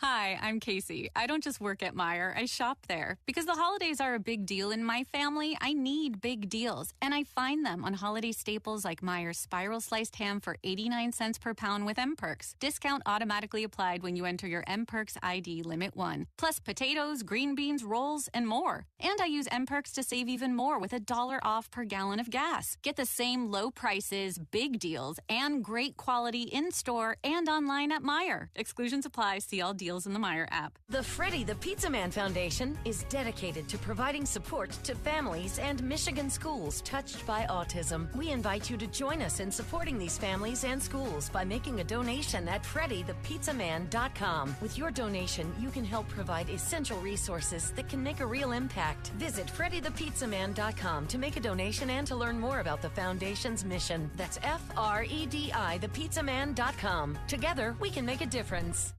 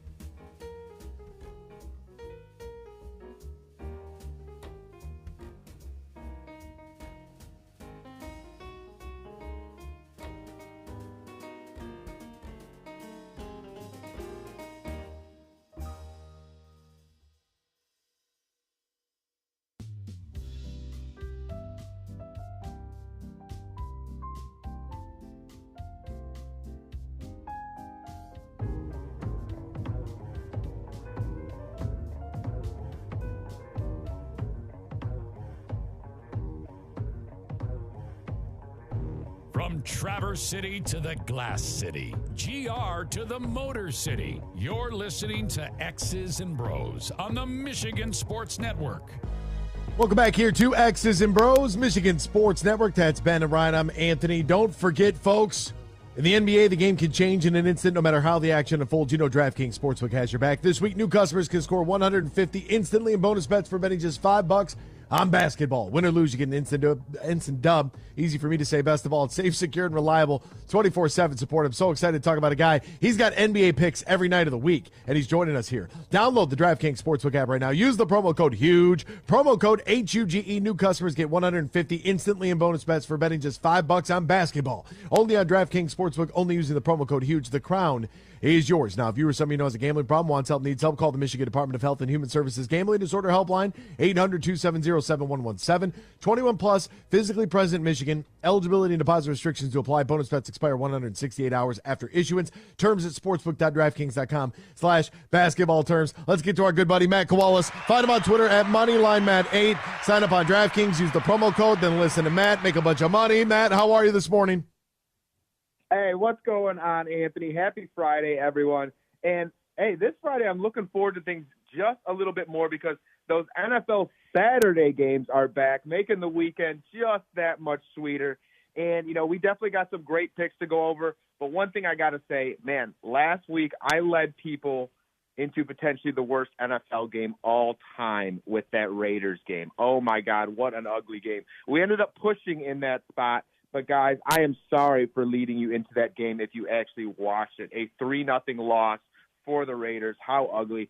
And the Lions lost as well. We're looking for that bounce back here, and I am ready to break it down with you as always, Anthony. Let's get into it. Hey, whether it's 2-0 or 3-0, a push is a push and doesn't cost anybody anything. So it just kind of, it is what it is at that point. Saturday night, short week, 8:15, potentially 8:25 slide, depending on, that's just the word we're getting from TV right now and on how the game prior to us goes. So let's take a look at Jared Goff. We're back indoors, good conditions. I think he needs to have a good game here. Do you like his individual play for yards and touchdowns? In all honesty, I do. Anytime Jared Goff is coming home to Detroit, like you said, it's all about the elements with this guy, which kind of does suck at times. But, hey, we're back in Detroit. We're the featured Saturday matchup, indoors, turf, stuff along those lines. And everything really does set up well for Jared Goff in this spot. You know, you're facing a Denver Broncos team who is one of the worst throughout the NFL in terms of defending the run. And what does that do? You're able to get the rushing attack going. You're able to incorporate that play action. It brings the linebackers up, and then you're able to hit them over the top. You know, I was taking a look at Sam Laporta's line as well before this. He is sitting at 47.5. And on top of that, the Denver Broncos are actually the second worst team throughout the entire NFL in yards given up to the tight end position, with around 63 yards, and you're getting around 8 targets per game on top of that. So a lot of good looks there with Jared Goff. His touchdown line is 1.5 here. I like that over as well. I think this is a good spot. It could be anything. It could be one of those Sam Laportas over the middle, Amon-Ra St. Brown, and maybe Jahmyr Gibbs coming out of the backfield. Because, again, this is a Denver Broncos team who is not very good in terms of defending the run, one of the worst throughout the entire NFL, and they're not very good at defending the pass either here, Anthony. So it really is a good look. For once, the handle has actually coming down on the Detroit Lions. I think people are a little weary after that loss against Chicago last week. 60% of the money currently on Detroit, with 40% going to that of the Denver Broncos. And, you know, we do have a 4.5-point spread here. I was a little surprised to see that, but then when you dive in and you peel that onion a little bit more, you take a look at the Broncos. You know, they have 6 losses on the season. 4 of those losses have been by double-digit points. And, yeah, they have become one of the hotter teams throughout football, winning 5 of their last 6. But none of these wins really jump off the page to me. You know, they're not all that impressive. I still think the Denver Broncos are who we think they are. And I personally believe that the Detroit Lions are going to rebound in this spot. One thing to keep in mind, yes, the Detroit Lions have 4 losses this season. Every single time we have bounced back. or in all three before that, I should say, we have bounced back. I think we're going to do it once again in Denver. This is also a Denver team that doesn't travel all that well. Yeah, they've had a couple impressive victories over throughout the last couple of weeks with the Kansas City Chiefs, throughout with the Buffalo Bills. But then you go and look at the Buffalo Bills and the Kansas City Chiefs. These aren't the teams that we've expected them to be exactly. They're kind of struggling to find their own identity here. So because of that, I think Detroit rebounds at home. They really feed off that Detroit crowd. I think Dan Campbell gets the boys going again. And we did miss that David Montgomery touchdown line last week, Anthony. I think he gets in the end zone here. I think he gets back to scoring those touchdowns. And in all honesty, I think both running backs are in very good spots. The books back it as well. The Montgomery touchdown line, -135. Jahmyr Gibbs touchdown line, -120. Denver Broncos giving up 144 rushing yards on the ground per game and 162 rushing yards on the road. There's a lot the Lions can do right here. I think they're going to bounce back. So do we like the Lions overall? Then 4.5 is a weird number, right? That's it's almost like a sucker's bet right there. I don't know. Anytime you see, I need 3, I need 6, I need 7, but 4 and 5 make me feel a little funny. Oh yeah, I can't deny that. I'm one of those people too. I hate hooks. I like getting my numbers like the 2.5, like the 6.5. I'm one of those as well. Just like you kind of said, if it gets up to that 7.5. I might just buy a point and bring it down to that 6.5 range or something along those lines. That's always an option. But with the Lions here, I do think they are going to cover this -4.5. I think, I love saying that they like the Denver Broncos getting a little fat and sassy here. So I think they're coming in. I think they're getting a little too big-headed. The Lions need this win a little bit more, or a lot more, I should say, because, this is a team who we're trying to take control of our playoff destiny. We're trying to take control and secure our spot in the NFC. So I think the Detroit Lions are going to cover this -4.5. I think we control the line of scrimmage in both ways. Again, this is one of the worst teams throughout the NFL in defending the run. They're even worse on the road. And in this league, if you can't stop the run, you can't stop anything.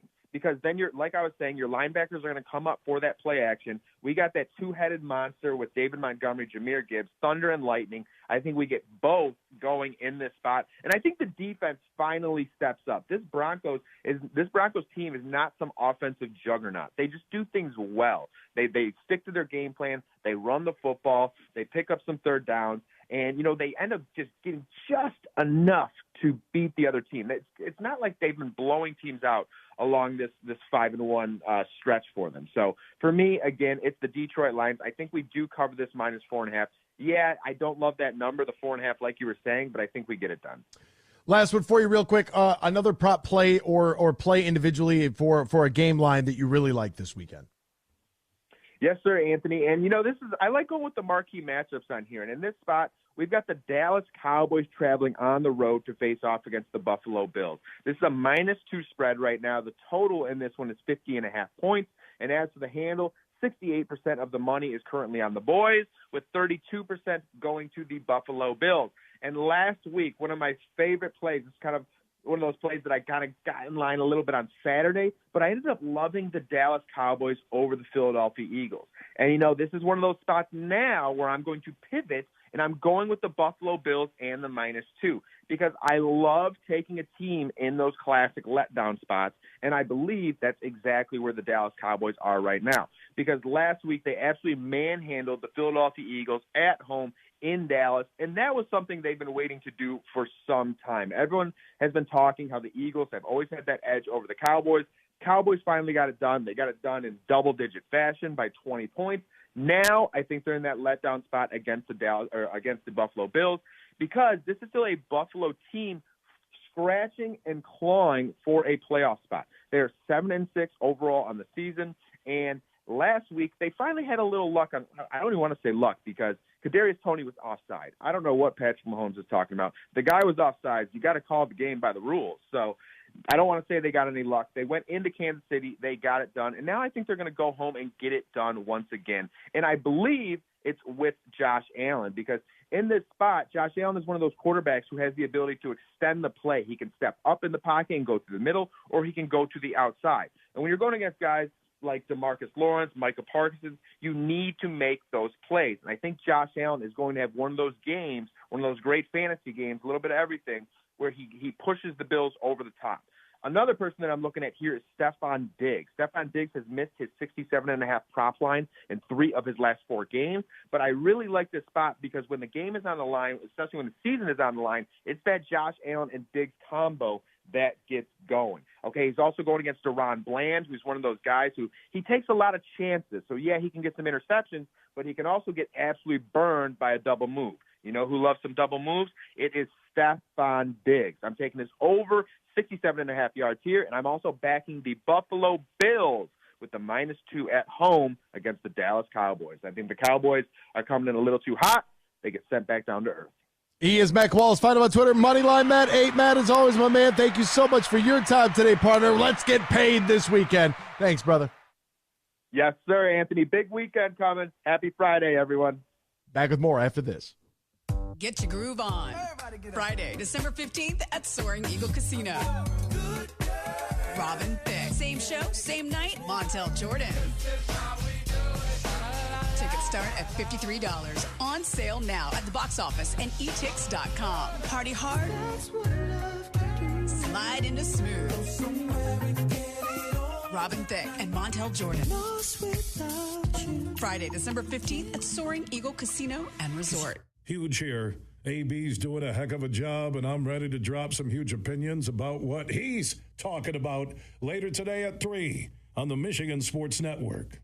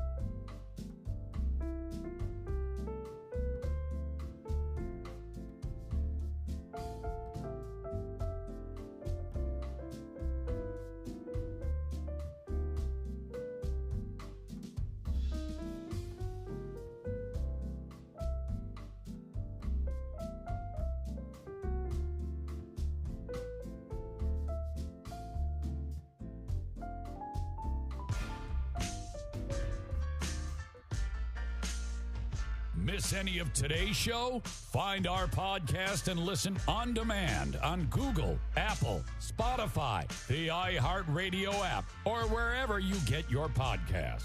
Now, back to X's and Bros with Anthony Bellino here on the Michigan Sports Network. Well, folks, welcome back here. Hour 3, segment 3. Can't believe this week has already gone by. My goodness. December 15th, 10 days away from Christmas. You have all your Christmas shopping done. I knew, according to the Farmer's Almanac, I think this year was supposed to be a relatively mild winter from a precipitation standpoint. So for someone like me that's always on the road, that's a good thing. We want less snow. I know it has long-term effects. I'm just talking selfishly here. But, yeah, we're here. It's already Friday. I can't. It feels like Monday, we were just talking about the Bears game, and boom, shift gears, and here come the Broncos. And final month of the NFL season. Can't believe it's coming to a close at this point right now. Golf season has also come to a close. But our friends over at Tullymore Golf Resort in Canadian Lakes, Michigan, you know where that's at. It's an hour north of Grand Rapids, 30 minutes west of Mount Pleasant. You hear me talk about them all the time here on X's and Bros. Well, they've got 2 championship golf courses. The perfect space for your wedding event, reception, or group outing, plus great deals right now on their website, tullymoregolf.com, tullymoregolf.com, where you can get rounds of golf. You can get their Santa stocking package, fill your sleighs with glory days at Tullymore Golf Resort. It's going to be great. 1-800-972-4837, 1-800-972-4837. The perfect gift for the golfer in your life at Tullymore Golf Resort. You know, you and the fellas, you want to get together? You're like, I want to do something nice for my friends. We got the kids and the wives. Everybody's running around acting crazy. Can't get anything on the books. You might have to be the one to say, look, this is what we got to do. And we're going to do it in April. We'll do like a Sunday, Monday, something rando, where you know that your guys can get a day off of work. You just put it out there and be like, hey, Merry Christmas. Me, you, and Steve, get the guys together, whoever. Be like, this is the weekend. We're going. So put it on the calendar. Once it's on the calendar, it's on the calendar. Everybody's got plenty of time. That's the one thing that I've realized with my friends that are married and have kids and have punted on their individual lives. As long as you put something on the calendar, they're usually pretty good about scheduling around it. It's like, hey, we're gonna do a guys' night. This is the date. This is the time. Everybody be there. They're usually pretty good about it. Usually. So do that. Do it at Tullymore. All right, let's take a look at the weekend ahead, because it's not just the Lions game against the Broncos, which we're going to talk more about that, obviously, coming up. Prior to a Sunday slate of games, big-time matchup in the Premier League as Manchester United takes on Liverpool. That's a big-time game for all my football fans out there, the other kind of football. On Saturday, tomorrow, we have a triple header of our teams at 2 o'clock. Number 6, Baylor against Michigan State. Baylor undefeated. This game's going to be on Big Fox at 2. This game got moved. It was supposed to be a night game at Little Caesars Arena. They had to move it, though, because Lions game got flexed, so that changed everything around, and it totally makes sense. Moved to 2 o'clock. Over on BTN at 2:30, Michigan against Eastern Michigan. Now, I will not be able to be there because of my commitment to the Lions, so I have the women's game at 11 a.m. At U of M. Then I got to hop in the car and head straight to Ford Field.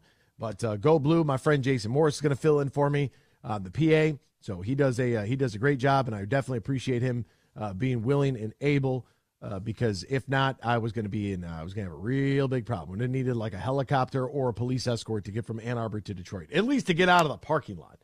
Because man, is it it's a mess sometimes trying to get out of Ann Arbor. Jeez Louise. So we've got that 2 o'clock Michigan State against Baylor, Big Fox.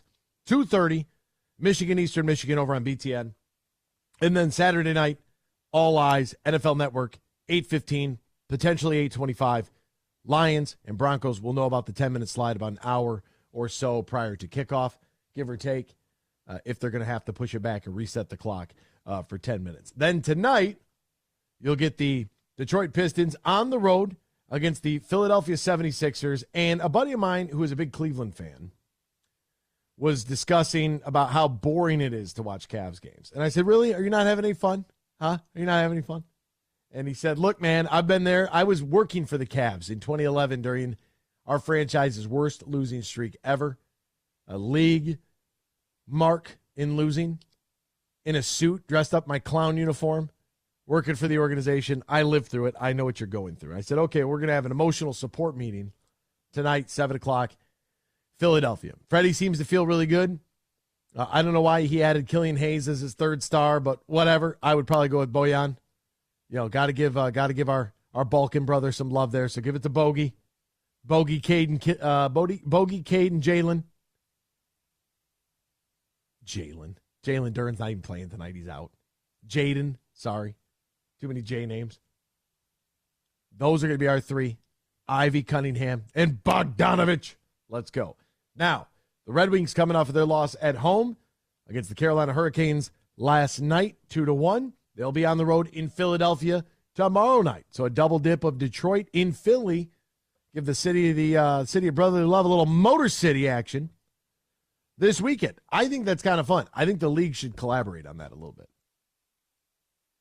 I think that when you have multiple teams, multiple sports, same cities, playing each other on back-to-backs, I think it's a great idea. Let's schedule a little bit here and get this thing rolling.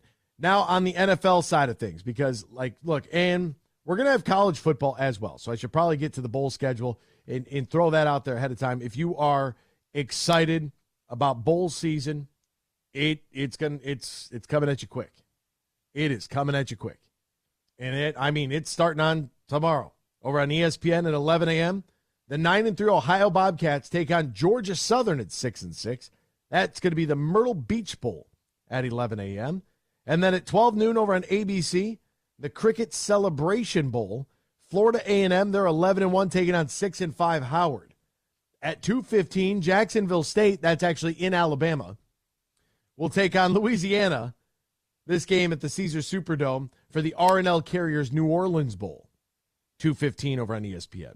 Get some more action in the Avocados from Mexico Cure Bowl in Orlando, Florida, as the Miami Redhawks take on App State at 3:30 on ABC. Then we got to go back over to ESPN. New Mexico State against Fresno State. 10-4 New Mexico State. 8-4 Fresno State. In the, I would assume it's Isleta, New Mexico Bowl in Albuquerque, New Mexico. So basically a home game for New Mexico. UCLA at 7-5, taking on 8-5 Boise State at 7:30 in the Starco Brands LA Bowl at SoFi Stadium. And then at 9:15, Cal goes and visits Texas Tech in Louisiana for the Radiance Technology Independence Bowl in Shreveport. Jeez. How did Cal and Texas Tech end up in Shreveport while Jacksonville State and Louisiana got New Orleans? How did that happen? And those are all of our bowl games to kick off bowl season tonight. Don't forget, next week, we are going to have a whole hell of a lot of Quick Lane Bowl tickets. I heard the ticket clause was coming down the chimney and is sending you to watch the Quick Lane Bowl at Ford Field. Minnesota against Bowling Green, all next week, Monday through Friday. The stocking stuffer is back. Ticket clause is going to be in the house. So just make sure you have our phone number saved, 866-838-4843, 866-838-4843. You got a couple of little ones in your house? Oh, man. Hey, we're going to a bowl game? Are you kidding me? That's an easy stocking stuffer. Maybe you give them to Santa to give to the kids. I don't know. But ticket clause. You'll hear the music. He'll be coming down the chimney, folks, sending you to Ford Field. Now, time to get to the meat and the potatoes of this whole thing, and that is the NFL. It is a huge weekend in the NFL. This has been an awesome NFL season because of all the teams that are still involved. This is why MLB expanded their playoff. This is why the NBA went to the play-in game. This is why, right here. For moments like these that just naturally happen in the NFL because the league is built on parity. Now, it started last night with that 63-21 win with the Raiders over the Chargers. You kidding me? 3 games on Saturday, beginning at 1 o'clock. The Minnesota Vikings. Lizzo said she didn't have a man on the Minnesota Vikings. They're going to need somebody to travel on down to the Cincinnati Bengals. And how about Jake Browning? 924 yards, 5 touchdowns, only 2 picks for the Bungles since he had to come in there for Joey Burrow. 1 o'clock kickoff, Paycor Stadium, Cincinnati at 4:30. All 3 of these games, by the way, NFL Network. The Steelers will visit the Indianapolis Colts at Lucas Oil Stadium. Gardner Minshew against whoever the hell the Steelers want to roll out there at quarterback. Steelers got to get their mojo back. That starts with running the football. Hand the ball to Najee Harris. You drafted him high. Go give him the ball.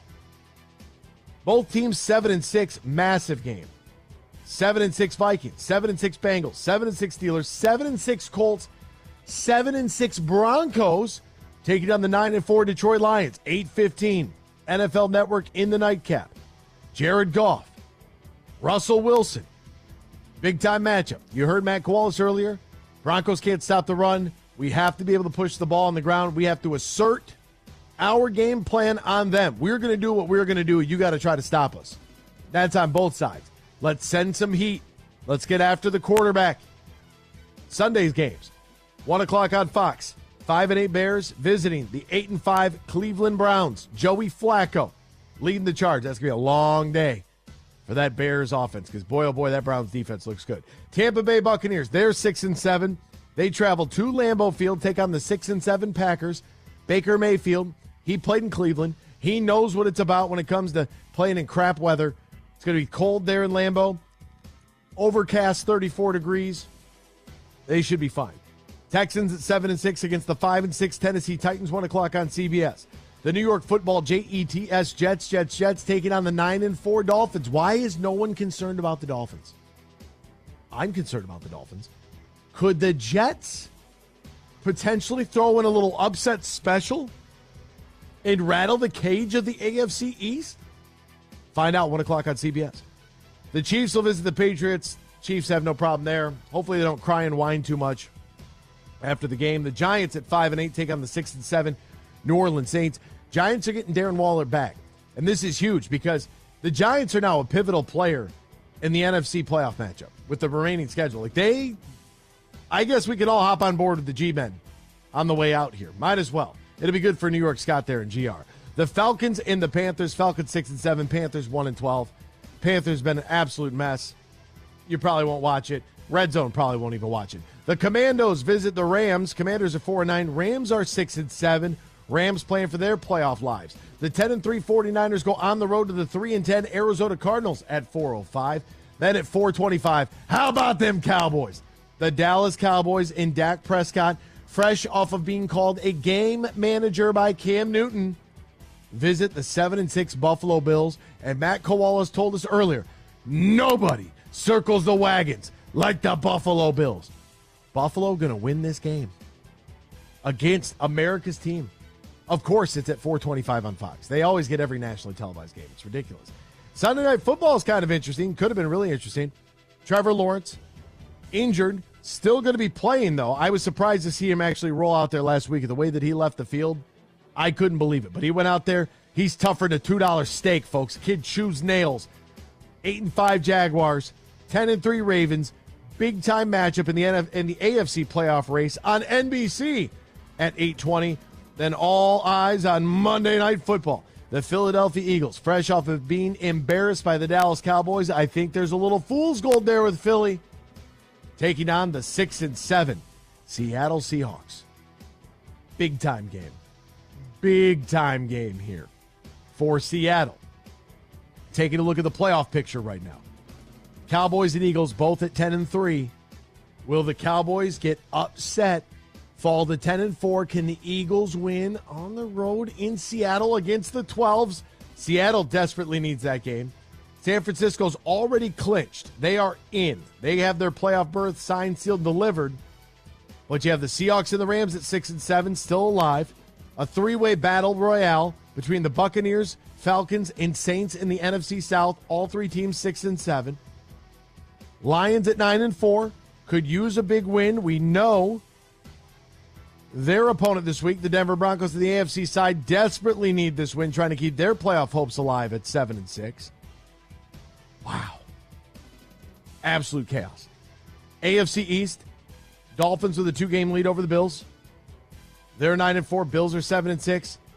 New England Patriots mathematically eliminated. Carolina Panthers also mathematically eliminated. I should say that. I should add that in there. Jets on the outside looking in, not to say they couldn't go crazy here down the stretch. Baltimore Ravens with a lead over the Cleveland Browns. Ravens are 10-3. Browns are 8-5. Browns trying to hold off the Steelers and the Bengals, trying to keep their hopes alive. Jaguars are 8-5. Colts, Texans, both 7-6. Titans 5-8. And then in the West, the Kansas City Chiefs 8-5. Could they fall to 8-6? That's where Denver would be if they could win on the road in Detroit. It's not going to happen, but it could happen. And then the Raiders obviously played their game and got to 6-8, so keeping their playoff hopes alive as well. A very, very active weekend in the NFL. But that's what it's all about, man. This is exactly what you want if you are a professional sports league. This is what every other league wants, is exactly what the NFL has. And it's coming down to the wire. And like I said, this is why MLB expanded. This is why the NBA has 2/3 of their league make the postseason. Even if they're in the play-in tournament, that's still postseason, right? You're still going to do it. And when you start to look at the playoff picture in the NFL, let's start on the AFC side of things. Ravens, Dolphins, Chiefs are 1, 2, and 3 as your seeds. The 4 seed is Jacksonville, followed up by Cleveland at 5, Pittsburgh at 6, Indianapolis at 7. Pittsburgh at 6 and Indy at 7. Both teams are 7-6. Then you have the Houston Texans, the Denver Broncos, the Cincinnati Bengals, and the Buffalo Bills all at 7-6 with their Raiders right there at 6-8. Raiders still alive. On the NFC side of things, San Fran is already in. They clinched. They won the tiebreaker over Dallas head-to-head win percentage. You have San Francisco 1, Dallas 2, Detroit 3. If Dallas were to lose and Detroit wins, SpaghettiOs. I think Dallas still has the tiebreak because of conference record, but we're right there. Tampa Bay, obviously the weak link in the chain, winning the South. That would get them in. Then you have Philly, now the 5 seed at 10-3. Minnesota, the 6 seed at 7-6. Green Bay at 6-7 is the 7th seed with the LA Rams at 6-7. The Seahawks at 6-7. The Falcons at 6-7. New Orleans at 6-7. And the G-Men still with an outside shot at 5-8. It is going to be dicey. And you could mathematically eliminate the Patriots and the Carolina Panthers. I think you can realistically eliminate the Cardinals, the Commanders, and the Chargers from this equation as well. Everybody else still alive and kicking. That's all for us. Hope you enjoyed the program this week. I know that Walter didn't. I'm sorry, Walter. It happens. We're allowed to agree to disagree. Enjoy the Lions game tonight or tomorrow night. If you are in Ford Field tomorrow night, feel free to stop on by and say hi. And if not, we'll talk to you Monday morning. Same time, same place. X's and Bros, Michigan Sports Network. Huge here for my friends from Coppercraft Distillery. Now they're a Michigan-based company, and they have a message for anybody 21 and up. You're going to want to get hooked up with this Honolulu Blue, a premium can cocktail. Vodka, blue raspberry lemonade. This special limited edition canned cocktail is available at local stores, pubs, and restaurants. And when you're cheering on our favorite pro football team, TDs, tailgates, and more, make sure you grab a Honolulu Blue from Coppercraft Distillery. Imagine this, a day filled with indulgence, bursting with excitement, and packed with extraordinary moments that build memories to last a lifetime. A day that is unmistakably yours, at the place that is undeniably spectacular. Whether you're winning big, dining lavishly, or relaxing oh so comfortably, it's your getaway reimagined at Soaring Eagle Casino and Resort. Deck your cart with Meijer savings. This year, give the gift of savings from Meijer. Santa Bucks will save you plenty. This Wednesday through Saturday, save up to $50 when you decide what's on sale with Santa Bucks. Ho, ho, ho! Savings for all! Plus, stack your savings with Br0's December daily deals. Check back every day for the newest can't-miss deals. Shop Wednesday through Saturday to save even more when you use Br0's at Meijer. Exclusions apply. See all deals in the Meijer app. Merc Perks from Mercantile Bank is here. Merc Perks checking has all you need to plan your busy lifestyle. Travel services for hotels, airfare, and cruises, cash back rewards, and even savings on prescriptions, eyewear, and dental work. Merc Perks also includes all the traditional benefits you love, like online and mobile banking, and fee-free access to almost 40,000 MoneyPass ATMs. So when you're ready for perks, Merc is here. Learn more at mymercperks.com, member FDIC. Roast Umber is a farm-direct coffee sourced from Central American farmers and roasted in Grand Rapids. And also the Nitro Cold Brew Coffee is a convenient and healthy option for energy with no sugar additives. Look for it at your local retailer or at roastumber.com. 3. Wait, that's not how it goes. It's 1, 2, 3, like this. The Michigan Association of Chiefs of Police wants you to remember, always wear your seatbelt. Make it part of your routine. Just like that. Got it? Seatbelts save lives, and using them is as easy as 1, 2, 3. Coming up later today at 3 on The Huge Show on the Michigan Sports Network, I'll deliver huge opinions